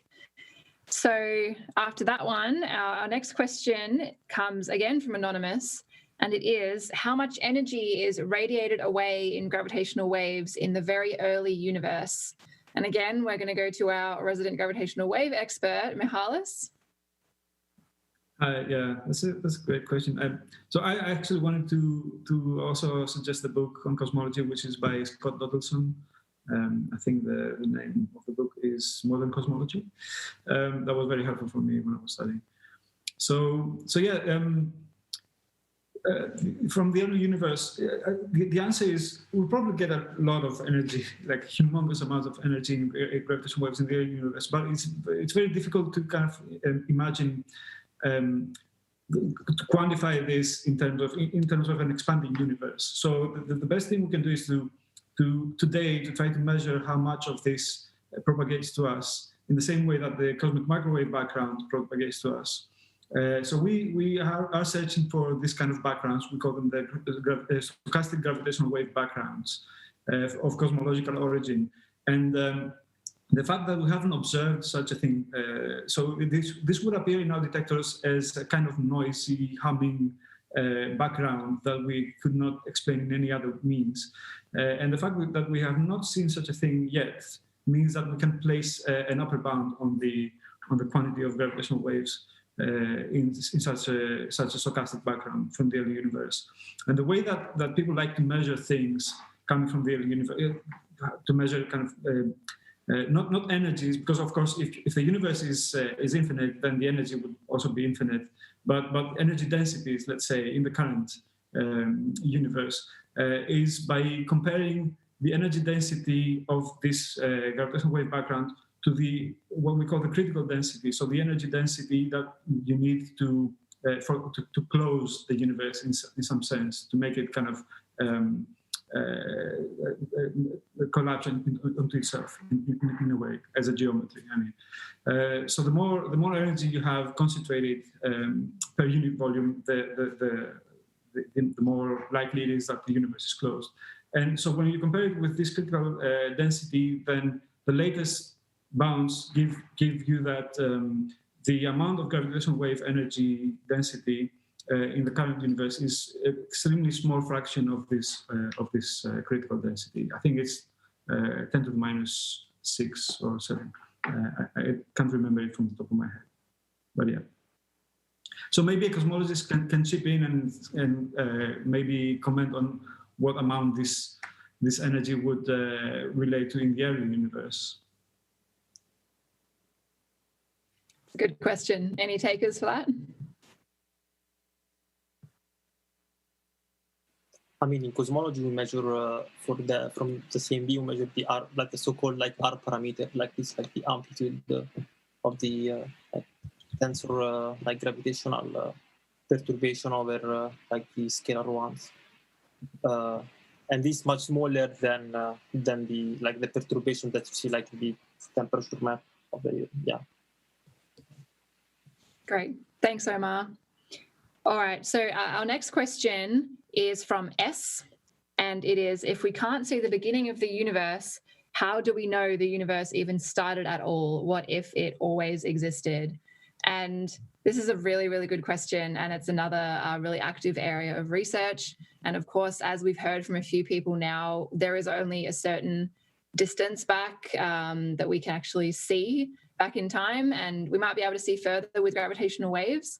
But this is there are a lot of alternate theories of how the universe started, and there's a lot of theories on bouncing cosmologies and other cyclic universe theories that don't necessarily have a single start of the universe. So I don't know much about these theories or how they're going to be maybe proved right or wrong one day. But at the moment, our leading theory of the start of the universe is that it started with a singularity. But that's about all we've got to say on that one at the moment. But Nico actually wants to add something. So Nico, go ahead. I mean, I just wanted to say that it's true that we cannot see through this miso soup that Eiichiro explained, but we do see things that have been created before then. For example, the element helium we see in a high abundance in the universe, and they're not formed in stars because we don't have enough stars to efficiently form so much helium. So that's one of the observables or remnants from the earlier time of before we can actually look through the miso soup, where there was already a higher temperature. So the universe must even have been higher temperature and smaller in size at that time. But of course, we will never get to the very beginning with this. Great, thank you so much for that, Nico. Okay, so our next question is from David, and this question is, if dark matter dominates the universe, equations show that the total energy of the universe is not conserved, it is increasing. How? Fran, please tell us. Yeah, so this is a great question, and I think something that confuses a lot of people. I think probably what the question should say is, in a dark energy dominated universe, equations show that the energy of the universe is increasing. So dark energy is a very special kind of substance that we think exists throughout the universe, where the energy density remains constant as the universe expands. So you might think, well, this means that the total energy is increasing. But this is actually a bit misleading, because within the theory of general relativity, there isn't a good way of defining the global energy of the universe, the energy in the whole universe. So in that sense, it can be true that energy needn't be conserved globally, but that doesn't mean that locally, in kind of small regions, energy conservation doesn't hold. That still very much does hold. It's also possible, as I think someone mentioned earlier, to think about the work being done by the expansion of space as kind of generating the energy for dark energy. So that's one way you can think about it. But I think the more fundamental answer is that global energy just isn't well defined within general relativity. Great, thank you so much for that explanation. That's definitely made it a lot clearer, I hope. Okay, so next we're going to jump down the list a little bit, and we're going to answer a really interesting question from Robin, and Georgia wants to give this question a stab. So it is, what theory has the best chance of becoming the theory of everything? Quantum loop gravity or string theory or something else? What do you think, Georgia? Yeah, again, I think probably the honest question is that, again, we don't really know, but I like this question because it was, I don't know, it felt like it was a bit, I felt like being in the Big Bang Theory, the show. So I wanted to address this a little bit. I think let's say my hope, or what I think probably will happen, just in my opinion, is that probably is none of these two theories that were mentioned, but probably something else that we still haven't thought of. So if we think about the past, GR, for example, was became important as it is today because it solved the problem. And as far as I'm aware of, so we didn't know how the orbit of Mercury, we didn't know how to predict it. We couldn't explain it before GR, for example. And so far, these other two theories, they're very elegant. They have nice predictions, especially quantum loop gravity, from what I know. But they don't really solve any of the problem that I'm aware of. They don't solve any of the big problems that we have. So what I hope is that we will come up with something else that will solve everything. Again, we're just putting the pressure onto the future generation of scientists. Exactly. It's always fine. Someone else will do it. Okay. So our next question, coming towards the end, unfortunately. Our next question is from Anonymous, and Miriam's going to answer this one for us. And the question is, do you think that white holes, or the counterparts of black holes, exist? Okay, so I guess the very short answer to this question is not in this universe, and this kind of goes back to the question I was asked before, which is what do you see if you go through a black hole? Can you get to other universes? And actually, mathematically, there's certain types of black holes you can look at, and if you were able to travel, faster than the speed of light, obviously that's not possible, and go through a black hole, then you'd come out of a white hole in perhaps another universe. But in this universe, I don't think we can expect to see. We don't have the same kind of, for example, Penrose's singularity theorem, for which he won the Nobel Prize, that predicts black holes. We don't have that kind of same prediction of white holes here. Great, thank you so much, Miriam. Now, there are so many questions on Slido. We would literally be here all night, but unfortunately we can't stick around for too much longer. So we're going to go to our final question for the evening. And that question is from Taylor. And the question is, have black holes had any influence on our planet? And Amelia wants to say something about this. Yeah, so I wanted to say a couple of things about this. The first thing is that we know that there's a supermassive black hole at the center of our galaxy, the Milky Way. So this obviously to an extent determines how we move through the universe in its gravitational field. But more recently relevant is we've, as I've already mentioned, detected the gravitational waves from binary black hole mergers. So you could say that that's an effect on our universe because we're detecting it. So it's obviously affecting our detectors in that way. So yeah, they're the main two things I would say about that. Can I very quickly jump in? Yeah, go ahead. So yeah, so there's a mysterious object at the outskirts of our solar system, and it goes under the name Planet 9, I think, so, or Planet X. I think Planet 9, and people still haven't figured out what it is. People think that it's there because it's affecting things. It's affecting orbits in our solar system, but people don't know still what it is. And there is, of course, one of the theories that is kind of speculative that this may be a black hole, a small, tiny black hole kind of object. But of course, this is an extreme kind of scenario that needs extraordinary evidence if we want to believe in it. But it's still an open hypothesis. So maybe black holes have influenced the Earth in more than those ways. Great, thank you so much, and what a great way to end it. So that's all we have time for, unfortunately. There are so many more questions that we would love to stick around and keep answering. So I'm sorry if we didn't get around to your question, but thank you so much for all of those amazing questions that you did submit. And a huge thanks to all of our fantastic panel members for their great answers and for hanging out with us tonight. We've had so much fun answering all your questions. And we've also just opened a survey on Slido, so you can let us know what you thought of the event. So please give us any feedback you may have, or just let us know how much fun you had tonight. And we'll leave that survey open for the rest of the evening. And just before we sign off, we'd also like to thank the organisers at the Centre for Theoretical Cosmology in Cambridge and our partners at LMU in Munich. And also a big thank you to the media teams from Intel Studios and Four Winds Creative. They've all been fantastic, and we definitely couldn't have done this without all of you. And it's been really great working with the Stephen Hawking Foundation as well. And we've had so much fun tonight, and we really hope we'll be able to do this again in the future. So thanks so much and good night.